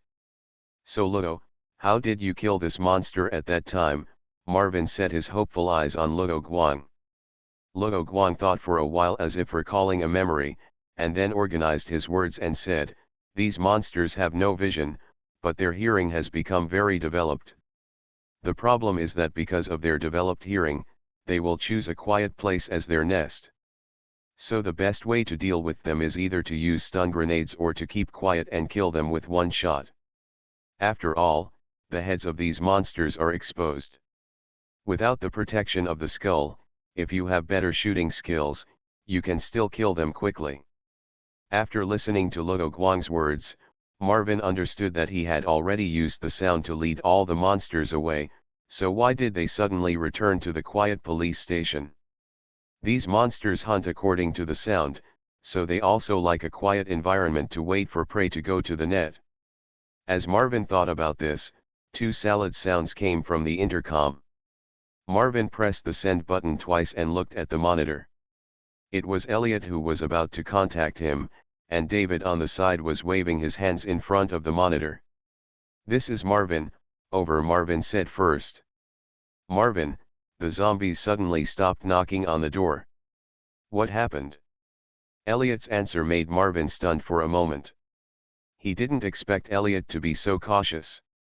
He thought Elliot was going to withdraw after the search and asked Marvin to check the surveillance to confirm that the corridor outside was safe. "Elliot, there is a situation. But you should calm down and listen. It's that long-tongued monster that is back." Because the conversation was conducted through the intercom, Luo Guang could only see the reactions of Elliot and David on the monitor screen. Policeman Elliot was relatively calm when he heard what Officer Marvin said, but Policeman David jumped up excitedly, snatched the intercom, and said, "Damn it, weren't they led away by you, Marvin?" Marvin repeated Luo Guang's words and said, "You are safe for the time being, just don't make a big noise like you did just now." Marvin suppressed the excited Policeman David with just one sentence. Elliot scolded David in a low voice, took back the intercom, and said, "Since these lickers like quiet, if we use the radio to make this place noisy, will these monsters leave?" Marvin looked at Luo Guang, who shook his head and said, "Those monsters will break those speakers as soon as possible. Any sound will cause the monsters to attack, and if the west area becomes noisy, another wave of zombies will pour in." Marvin nodded and agreed with Luo Guang's statement. After telling Elliot what Luo Guang said, he pressed the send button and continued, "Elliot, you and David stay in the archives room first, and we will find a way to rescue you." "Got it." Elliot didn't think of any other good way, so he replied directly and put away the intercom so that David, who looked nervous, wouldn't snatch it away. Alas, one wave has not settled before another wave rises. This is probably what Marvin meant. In fact, we can look at the problem from another angle. After Luo Guang's intelligence improved, he felt that he had really become a lot smarter. "What?" Luo Guang just said that Elliot's method didn't work, and he thought of another method in the blink of an eye. "Elliot's plan just now, just change the target to ordinary zombies," Luo Guang explained. "Throw some things that can make sounds into the zombies blocking the door. Then let those long-tongued ghosts solve the zombies." Officer Marvin immediately grasped the purpose of Luo Guang's plan. Luo Guang nodded and said, "This is the first step. I just watched the surveillance footage, and there is a radio speaker here on the upper right of the West District building." Marvin has completely followed Luo Guang's thinking, and continued, saying, "First solve the zombies blocking Elliot and his team, and then lead those monsters away, and Elliot and his team will take the opportunity to escape." "That's right, but let's tell Elliot and his team the plan first, and see if they have any additions, right? Three cobblers are better than Zhujiang." Luo Guang didn't think his temporary plan was perfect, so he planned to brainstorm. Marvin did it, but Elliot needed to discuss with David first to try to improve the plan. While Elliot and David were discussing, Marvin asked Luo Guang a question he had wanted to ask for a long time. "Luo, I'm not doubting you, I just want to know why you know so much about that monster. And you are too calm when facing zombies. Even those of us who have been fighting zombies for many days cannot deal with them completely calmly." Marvin considered his words, but seemed to speak bluntly without much euphemism. "A former Umbrella researcher named Suzuki Yoko told me." Luo Guang pretended to think for a while before continuing, "I saved her life, and she told some things about Umbrella told me. Marvin, the monster you called the tongue ghost seems to be called the Licker by researchers within Umbrella Company. In fact, Suzuki Yoko is not the kind of person who tells others a lot of information about Umbrella Company in order to repay a favor. She even pretends to have amnesia in order to hide her identity, which is not a good thing. What, that woman with black hair and eyes like you, Luo Guang, is a researcher at Umbrella. Marvin didn't care whether he was called Liquor or Long-Tongued. Instead, he was more interested in the person named Yoko. Marvin himself had an impression of this man named Yoko, but this man had already left in the rescue vehicle with RPD police officer Kevin Lyman. It is true that she has black hair and black eyes. She is of Japanese descent. Luo Guang, Marvin, take a look at these letters. After all, Luo Guang was lying, so Luo Guang didn't want Marvin to ask further about Yoko, so he changed the topic. Although the transformation was a bit abrupt, Luo Guang believed that the thing in his hand could definitely divert Marvin's attention. What Luo Guang wanted to show Ma Wen was the letter Luo Guang found in the director's office. Marvin took the paper handed to him by Luo Guang in confusion. After reading just a few lines, Marvin showed a shocked expression. I originally thought it was just the incompetent director's bureaucracy, but I didn't expect that he actually let us sacrifice in vain for his own selfish desires. Marvin said through gritted teeth, the paper in his hand almost torn. Who is this W.B? Marvin looked at the signature on the letter. I don't know. Luo Guang had no evidence and said in an uncertain tone, but Yoko mentioned that the name of the director of Umbrella's research institute in Raccoon City seems to be William Birkin, which is consistent with this abbreviation. Get on. Although it was possible that they had the same name, after reading the content of the letter and what WB asked director Brian Irons to do, Marvin believed that Luo Guang's speculation was probably the correct answer. Damn Umbrella, Marvin whispered. After causing a wave of hatred for Umbrella Company, Luo Guang struck while the iron was hot and concluded, so it's because of Yoko that I learned about zombies and other liquors.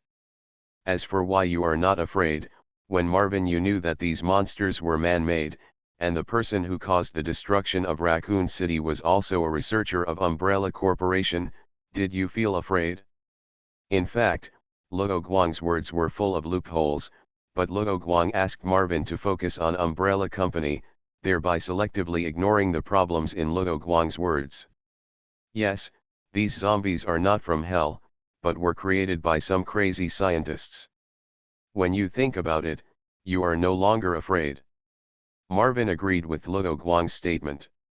Although he was angry with Umbrella Company at this time, Marvin understood that just because he was not afraid, it did not mean that he could avenge Umbrella Company for his brothers who had sacrificed their lives.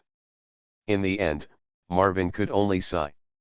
Just as he was about to turn the topic back to rescuing Elliot and the two, a voice came from the intercom. Evolution begins with Resident Evil. Author, Wei Tong Miao. Chapter 18. Marvin, our plan is basically fine, but who should complete the task of installing speakers on zombies? Elliot asked a sharp question. It is not difficult to hang an alarm clock or other things that can make sounds on zombies.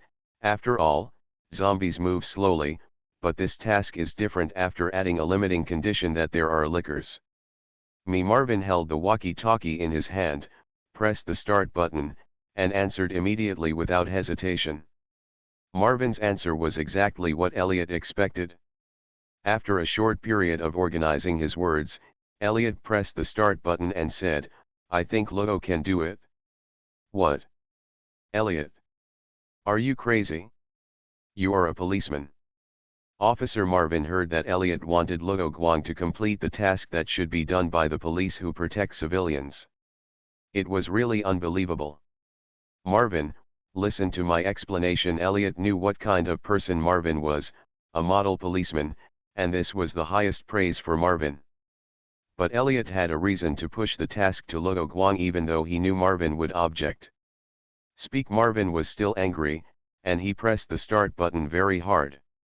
And Luo Guang was still listening, without interrupting.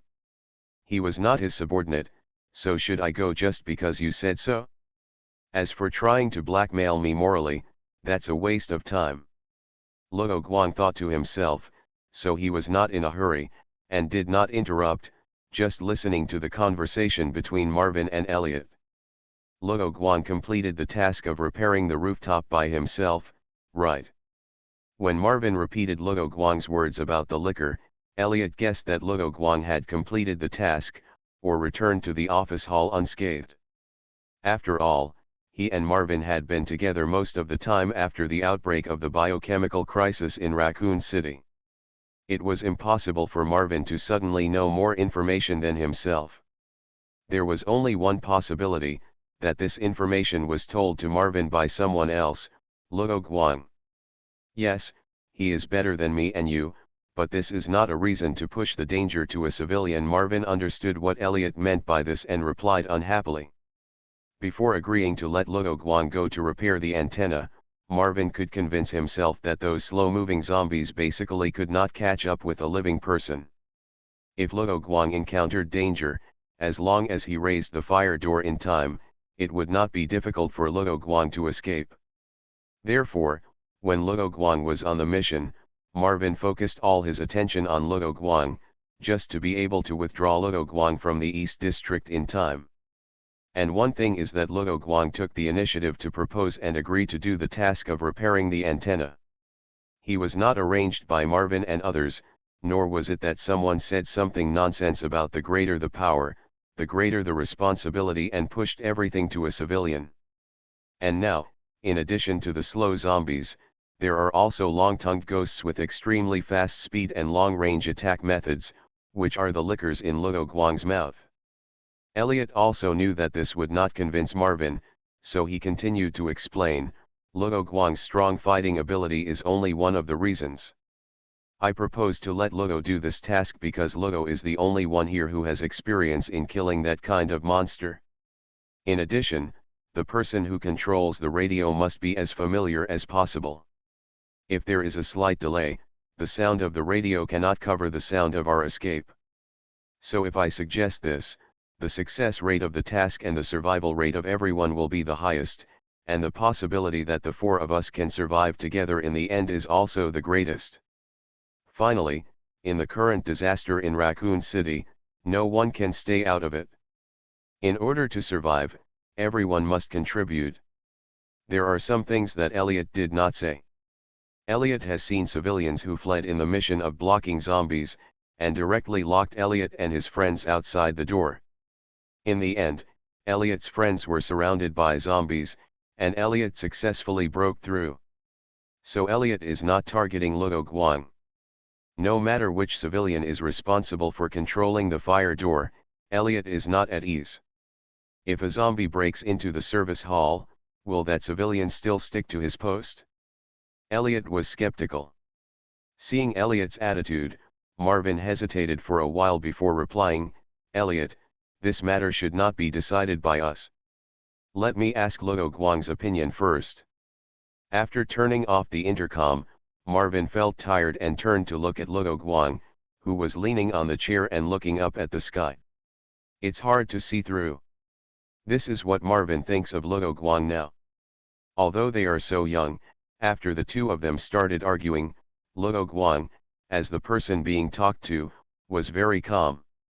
He was not angry at Elliot's attempt to morally blackmail him, and just pretended to be indifferent.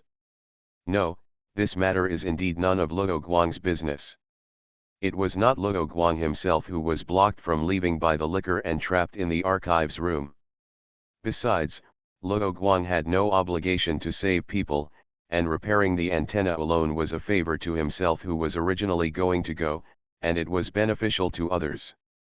If he finally contacted the distant rescue and everyone was rescued, everyone would have to accept this favor. As for the survival rate, it has nothing to do with Luo Guang. Marvin feels that Luo Guang has the highest success rate in surviving this disaster, whether there are policemen like him or not. No one can stay out of it. In order to survive, everyone has to contribute. Elliot actually said this to Luo Guang, who was next to Marvin.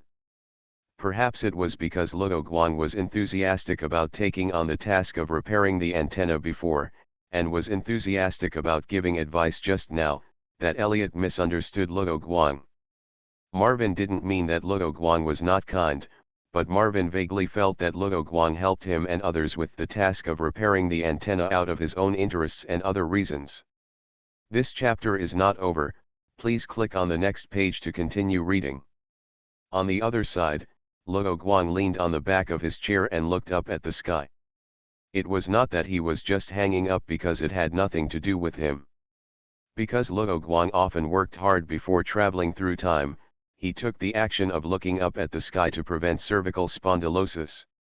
Over time, Luo Guang became accustomed to thinking about something while doing this action. At this time, Luo Guang was actually thinking about the rescue plan, but the purpose was not to save Elliot and David from the archives. Do you want to wait until you become stronger to challenge the liquor, or do you want to test the quality of the liquor now? Yes, to Luo Guang, it really doesn't matter whether he saves Elliot and David or not. The two of them have no friendship with Luo Guang, they are just acquaintances. Wait a moment. Luo Guang suddenly thought of something and asked Marvin, "Officer Marvin, how did you lure those monsters away before?" What? Marvin didn't expect Luo Guang to suddenly ask him this question, and was stunned. Wouldn't it be better to just lure these difficult liquors away? Moreover, the sound outside can also attract the zombies blocking the door, so that Elliot and the others can come back wherever they go. In this way, Marvin, you or I, there's no need to take risks. As Luo Guang said this, perhaps because of his posture, Luo Guang suddenly figured out something. He has indeed become stronger, but the reason why humans can stand at the top of the food chain is that in addition to physical fitness, brains are also very important. Now there is no reason or necessity for him to use force to fight against the liquors. His system is not one with tasks.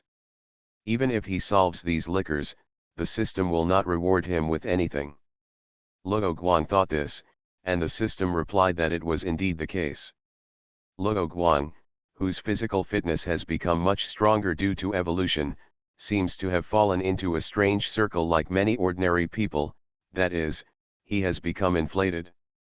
Whenever I encounter a problem or encounter an enemy, I want to be tough, as if this can make me appear stronger, but this is wrong. There are people outside the world, and there is a sky outside the sky. I can guarantee that I will succeed every time without fail. Capsized in the gutter? Cannot. Luo Guang suddenly fell into thinking, and Marvin on the other side also reacted after hearing Luo Guang's words. Yes, Marvin raised his eyebrows. Marwen was also trapped in Luo Guang's plan before, and he didn't jump out for a while, thinking that he and Luo Guang had unknowingly complicated things. Marvin, how did you attract those monsters before? Luo Guang asked again.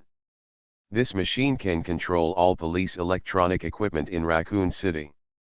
Of course, they are all electronic equipment such as radio speakers and public cameras. Marvin pointed to the computer in front of him and said, "This is also the latest computer and customized system developed this year. As long as the radio wave is emitted here and the adapted instrument on the other side is not powered off, it can be controlled remotely. I used this before to make the police car acting as a roadblock at the west gate sound its siren, and then attract the monsters there.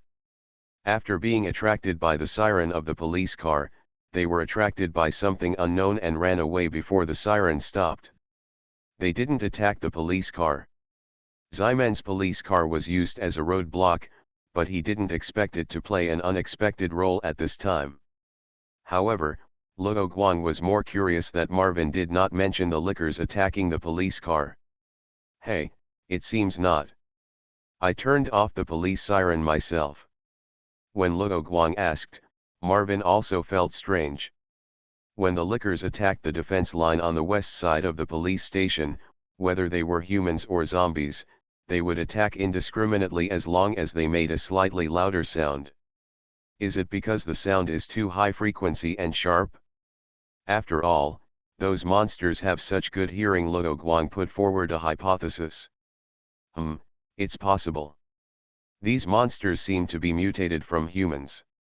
It is indeed possible that they can't stand the harsh sounds like humans, so they just leave the area. Marvin agreed with Luo Guang's words and held the without stopping. He controlled the computer to check the situation of the police car at the west gate, and said, "There is another police car in the west gate with the lights still on and the power still available." I confirmed that it is the police car numbered C13. "That's good, let's just leave it like this. Let's split the plan into plans A and B. First try to play harsh sounds in the West District. If that doesn't work, use other sounds to lure away the lickers and zombies." "Ah, Marvin, I have a question. Is there a corresponding sound source in the computer?" Luo Guang suddenly thought that he needed a high frequency and harsh sound source. "No, but we can try another method," Officer Marvin said. "If you put the open microphone close to the playing speaker, it will make a very harsh howling." "Oh, you can try this." Luo Guang also had such an experience when he was a child. When he put the microphone on the speaker next to the TV and tried to record his favorite song, a huge howling sound suddenly came out, and he was scolded by his parents.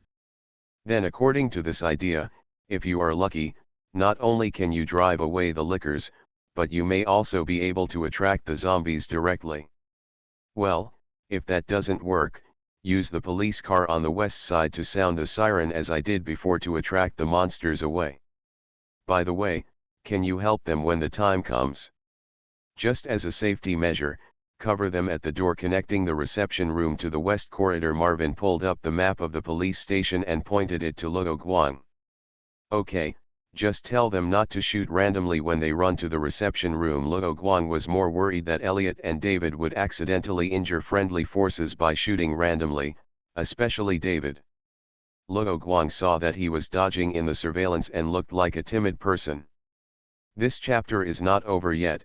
Please click on the next page to continue reading the exciting content. The two of them had almost finished discussing, so Marvin asked Luo Guang to get ready and said, "Then Luo Guang, get ready, I'll tell them the plan." Without further ado, Marvin picked up the intercom and started to contact Elliot and David, telling Elliot and David the new plan. Policeman David felt that it was not good. Although the sound would attract zombies outside the door, there would always be deaf zombies, which would be too risky for him. Elliot had other ideas. Did Luo Guang see through my idea? Not only did he get himself out of this matter, but he also threw the danger back to me and David. But in this case, why didn't Luo Guang propose this simple plan at the beginning, but instead proposed a complex plan that would put himself or Marvin at risk? Luo Guang's operation made Elliot and Marvin feel that Luo Guang, a young man, was a little hard to see through and difficult to understand some of Luo Guang's behaviors. Back to this matter, without morally blackmailing Luo Guang, Elliot did not feel regretful, but was relieved. Luo Guang was a civilian after all, and he could not force him. This was contrary to his original intention of becoming a policeman. Speaking of which, this purgatory seemed to have made him change a little invisibly, becoming selfish and not like a policeman. Thinking about what he had done along the way, in this relatively safe environment, Elliot lowered his head and had a rare time to think. Thinking back to the friend who sacrificed himself and never complained in the end, Elliot regained his responsibility as a policeman, raised his head, and said with a firm expression, "Then let's do it this way, according to the plan of you and Luo Guang, Marvin." Elliot, David on the side was dissatisfied with Elliot making a decision for him. Someone had dealt with all the zombies outside the door. This was the safest way for both him and Elliot. Why did Elliot suddenly change his mind and bring the risk back to himself? Elliot glared at David, as if he had just seen through David. Why didn't he know that David was so timid before? If the person in charge of monitoring was this guy. With David as a comparison, Elliot really understood that civilians and policemen are all human beings.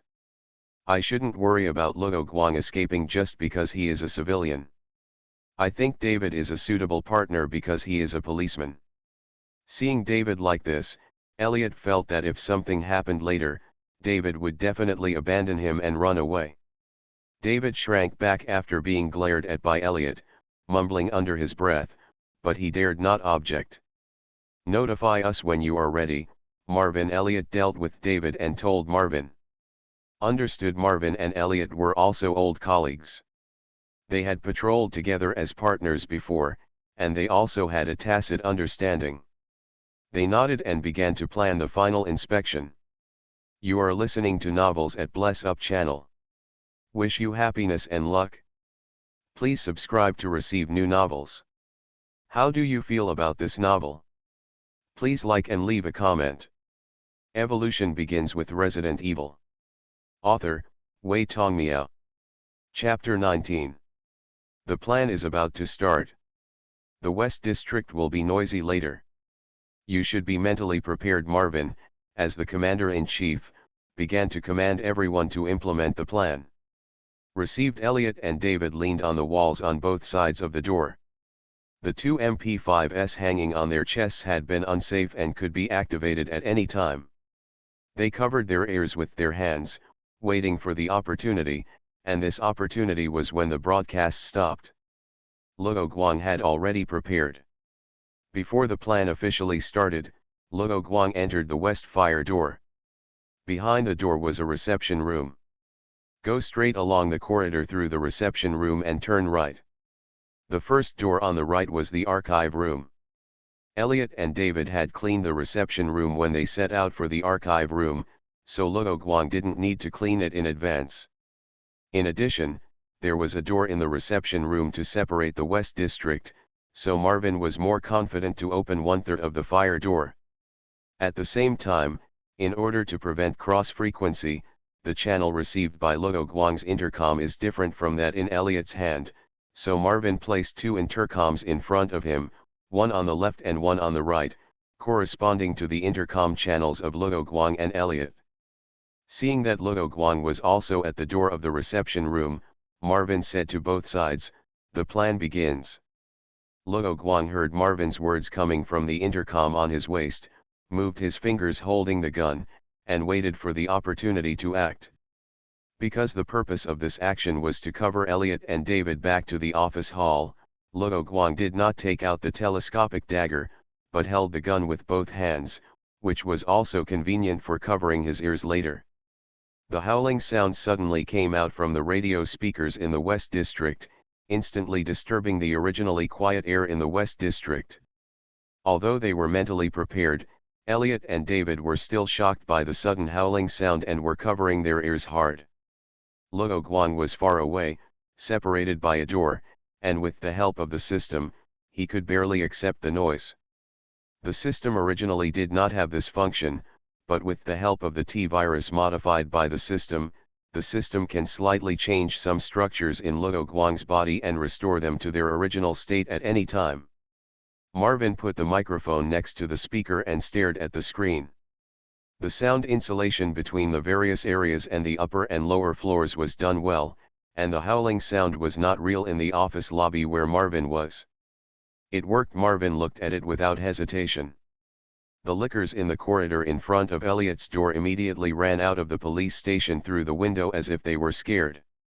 A long-lost smile appeared on his face.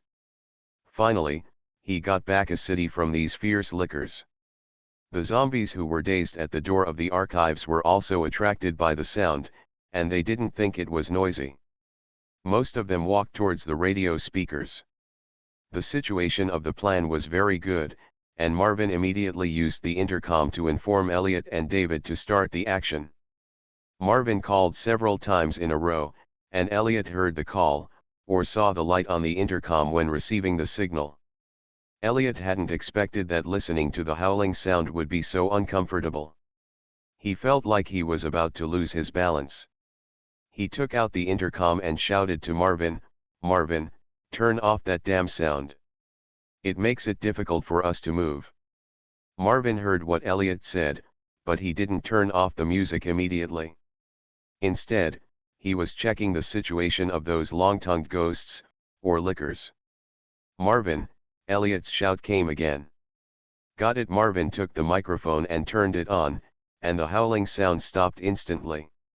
Although Elliot still felt a little dazed and couldn't walk steadily, he still shook his head and tried his best to concentrate and started to act.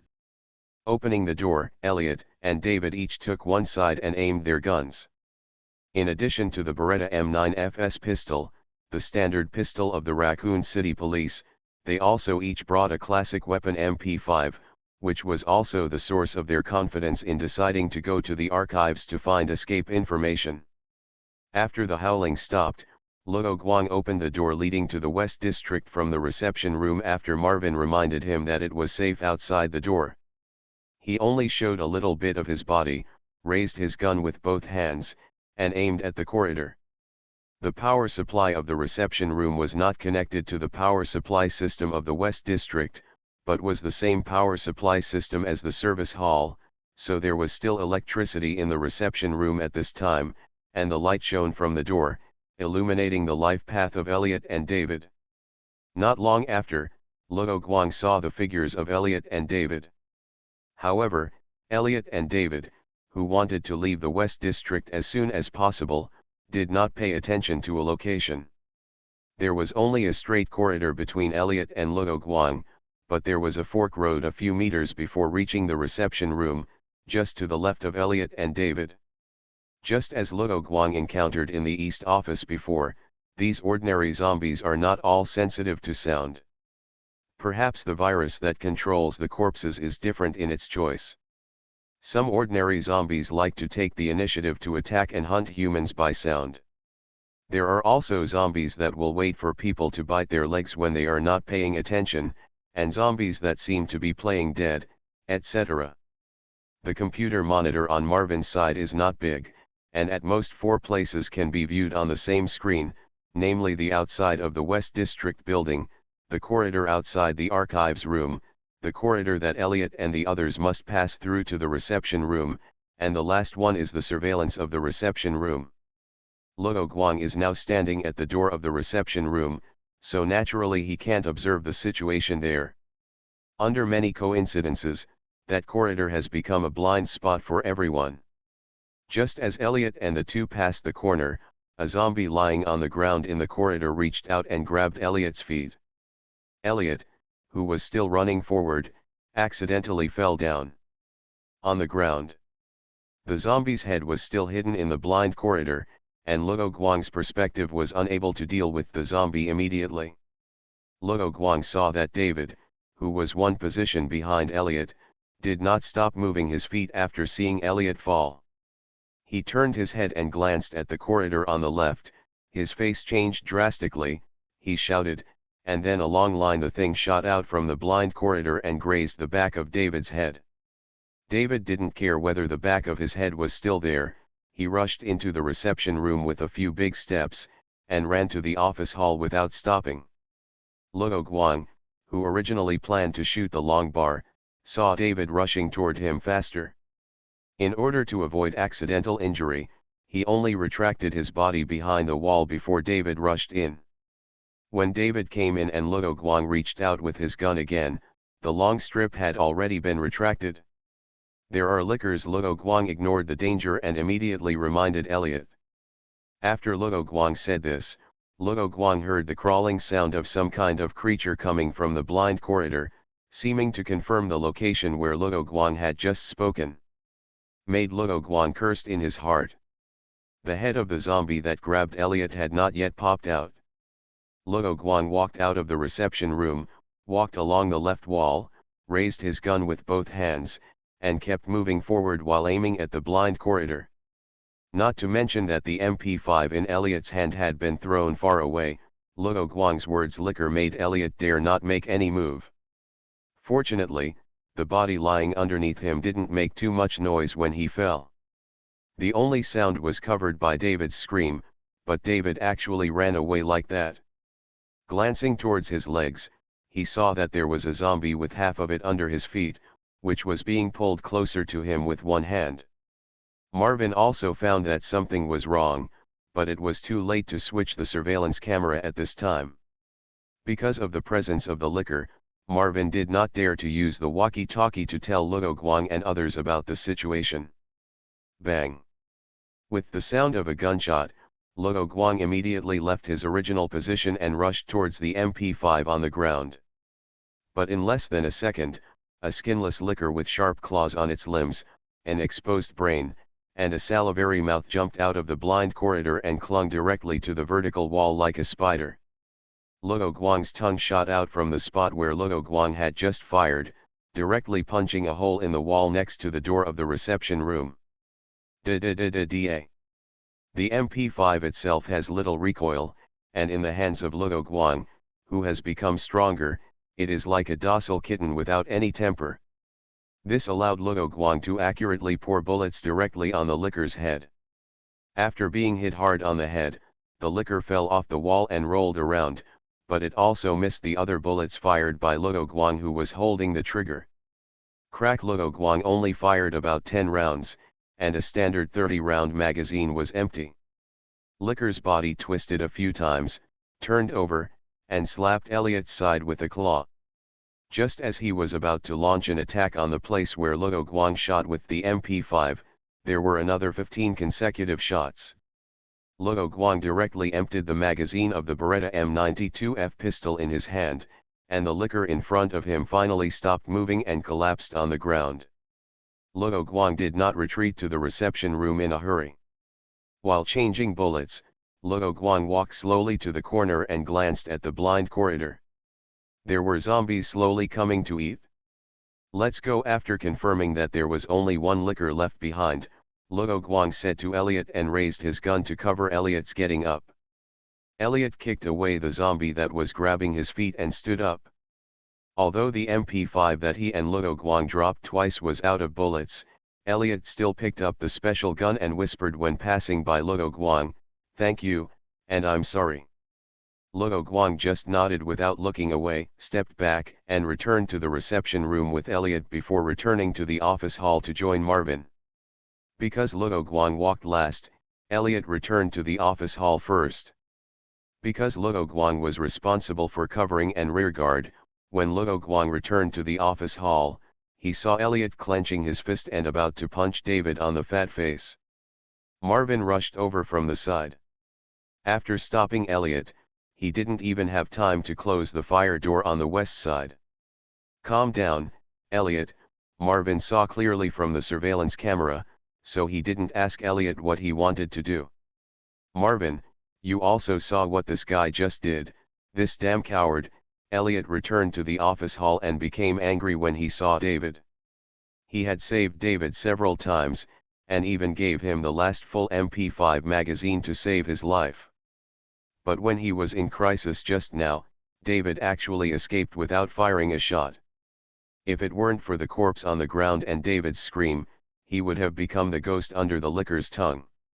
Fortunately, Luo Guang had mentioned the habits of these lickers before, and even shouted to remind himself of the danger, attracting the attention of the lickers crawling over to him. The more Elliot thought this way, the more dissatisfied he became with David, and even thinking about some of the previous things made Elliot even more angry. "That's enough." Marvin held Elliot's hand and stood in front of David. "Marvin, you saw what he did on the surveillance camera." Elliot was very angry that David had left him and walked away, repeating what Marvin said to him. Marvin also knew that David's escape would make Elliot angry, but this was the time when they needed to work together, and Marvin could only play the role of a mediator to prevent the conflict between the two from deepening. "Elliot, although David's behavior was not right, David's scream objectively saved you." Marvin saw that the first target of the licker was the screaming David, which saved the fallen Elliot from the first attack of the licker. "Humph, that's also a matter of early death and late death," Elliot said angrily. "If it wasn't what you said, then I wouldn't use my fists." Elliot and Marvin argued fiercely, but David still looked frightened and kept silent. David didn't say anything that it was Elliot who didn't pay attention to the fall, which led to a series of things that happened later. Such words would only provoke conflicts, so Marvin just needed to focus on calming Elliot down. "Yes, but now is not the time for us to quarrel.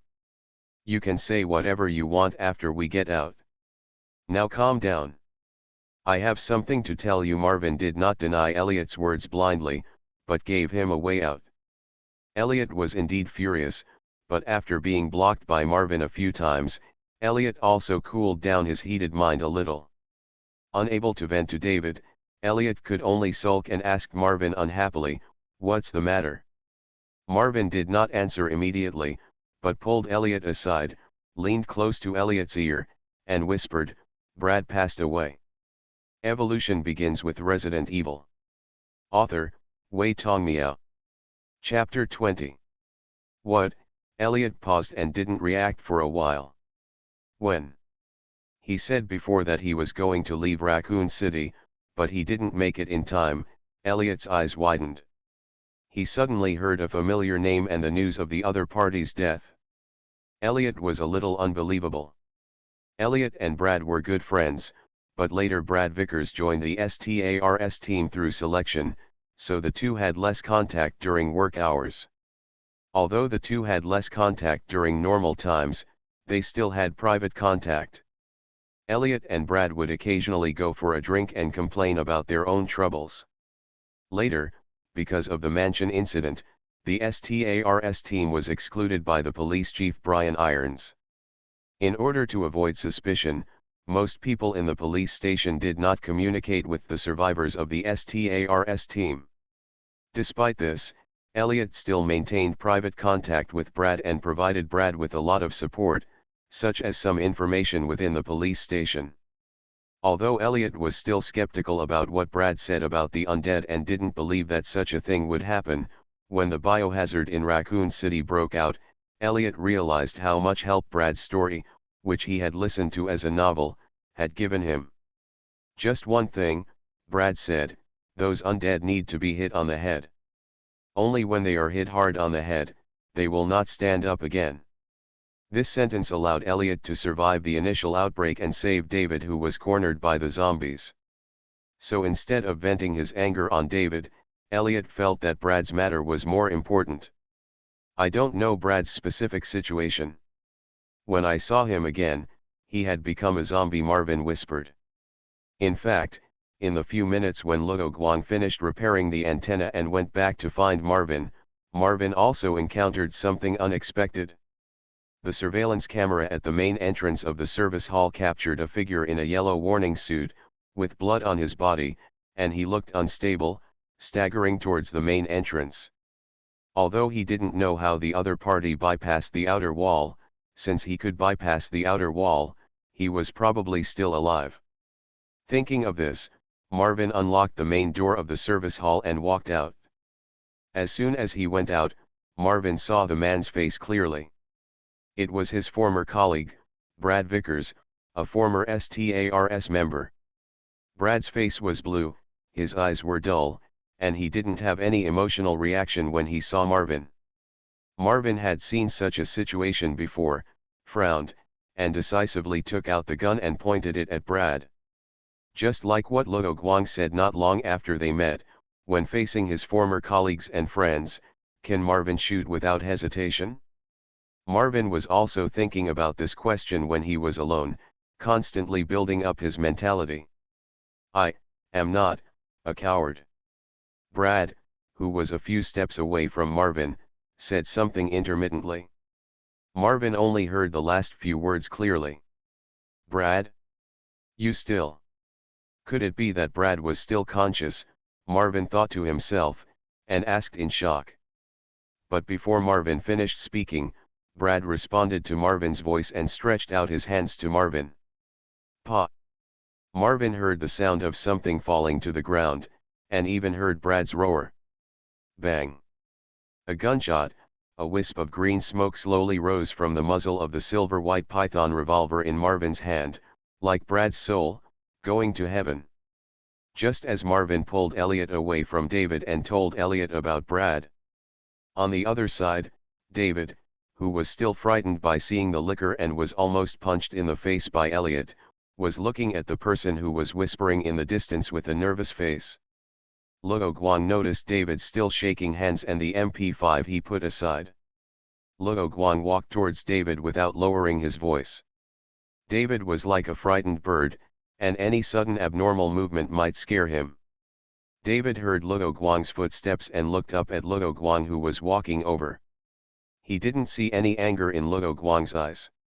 It would be a lie to say that he wasn't angry, but Luo Guang was angry not because David didn't save Elliot, but because David blocked Luo Guang's rays when he was escaping, and forced Luo Guang back to the reception room, and failed to help Elliot in the first time. It's human nature to be afraid of death.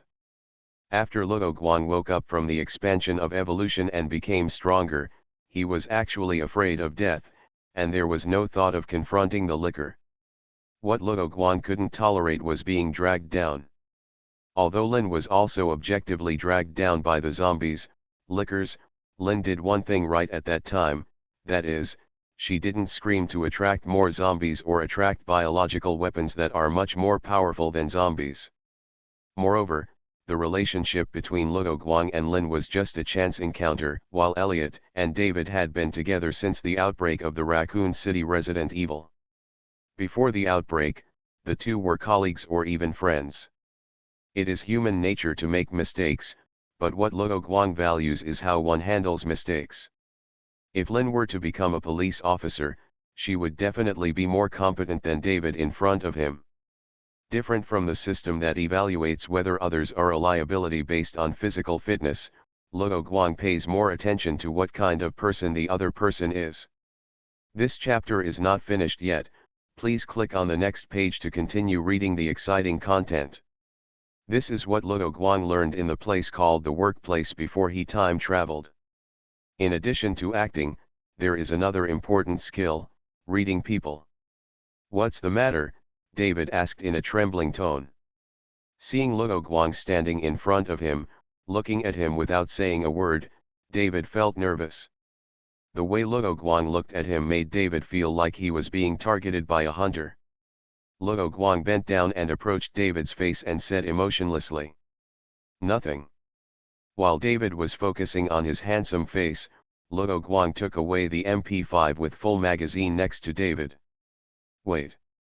When Luo Guang was far away from David, David realized that his MP5 had been in Luo Guang's hands. Under the guidance of the system, Luo Guang, who was quickly familiarizing himself with the MP5's reloading method, changing shooting modes and other operations, unloaded the MP5's magazine.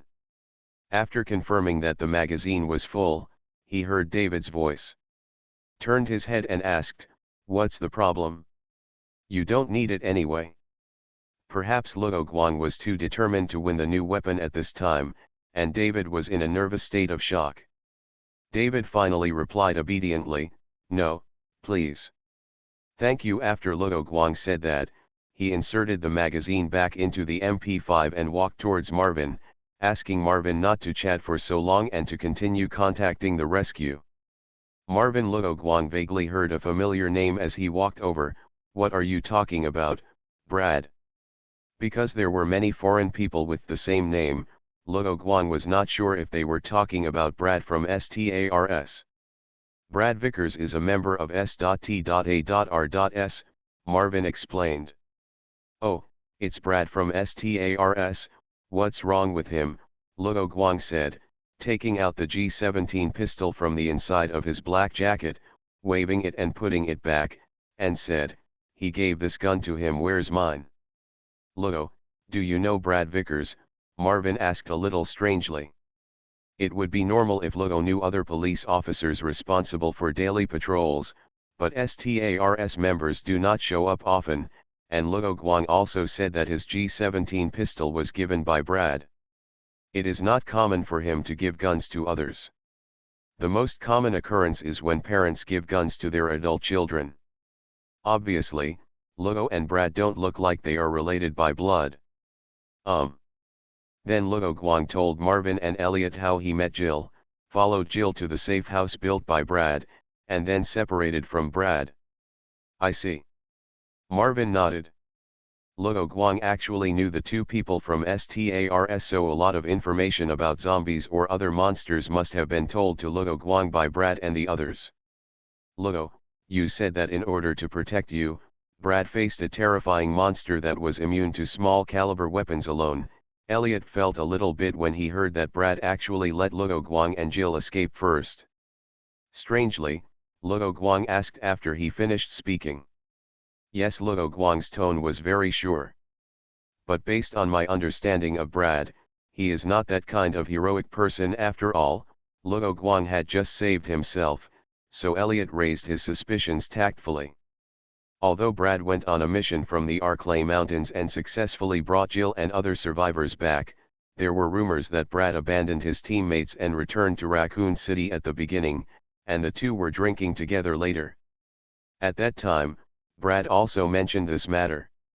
It's human nature to be afraid of death. Luo Guang understood what Elliot meant, and also glanced at David, who was sneaking over.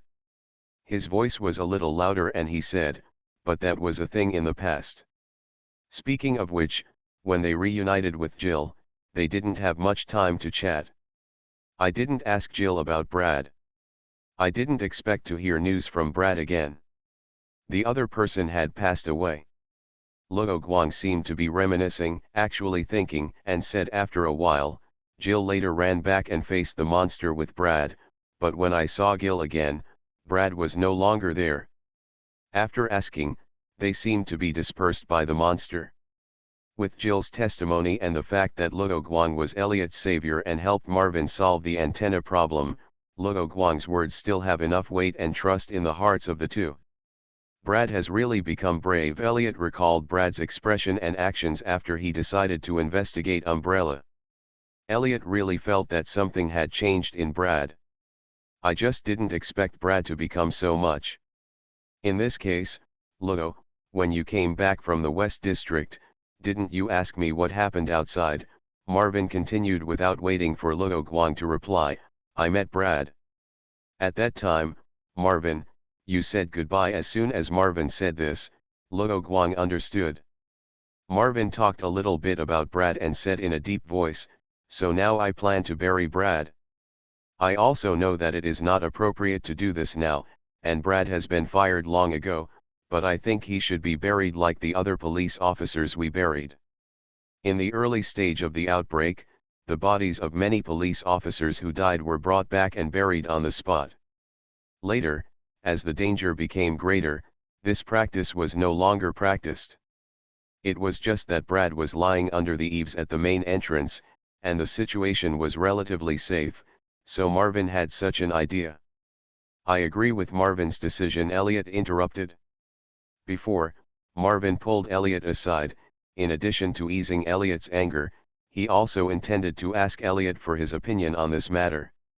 As for David, Marvin saw what David did on the surveillance camera, and it was impossible for him not to be angry, and he also had to calm down. Well, then hurry up and work, let David do the digging work, which is also a punishment for his performance just now. Luo Guang said this because he intended to take this opportunity to ease the relationship between David and the others. Luo Guang did this not for David, but it was more reliable than just relying on words to make Elliot and Marvin no longer angry with David. Elliot and Marvin looked at each other, nodded, and then agreed to Luo Guang's suggestion. David, come with us. Marvin's position in the Raccoon City Police Department was slightly higher than Elliot and David, so it was best to let Marvin give orders. David saw that Elliot had calmed down and was not going to punch him, so he replied with a received and followed Elliot and Marvin out of the main door. Luo Guang walked at the end, first confirming that the door would not lock itself after closing, and then found some heavy objects to prop up the door. After finishing, he followed Marvin and the others. Elliot and Marvin were responsible for carrying Brad's body on one side each and walking towards a lawn, while David went to the place where the Mowers put their things and got a shovel, and then went to Marvin's place. They dug at the designated location without any complaints on the way. Because David knew that it was basically an impossible task for him to escape Raccoon City safely by himself, he tried his best to please the angry Elliot and his boss Marvin. Luo Guang, who was walking behind, found a small brown notebook on the ground. It was still raining and the floor was gray and black, so Marvin and others didn't notice it. Luo Guang picked it up and saw that the small notebook was Brad's notebook. After just a simple glance, Luo Guang immediately took the notebook back to the eaves and put the small notebook back into his waterproof backpack. Luo Marvin put Brad aside and covered Brad with his favorite yellow warning uniform. "What's wrong?" Luo Guang walked over. "Although we don't believe in religion, we still plan to hold a ceremony for Brad. Those of us who know Brad should say some eulogies to Brad," Elliot said. Well, Luo Guang did not go back to the eaves. He stood in the drizzle, watching David digging with a shovel while surrounded by 3 people and a corpse.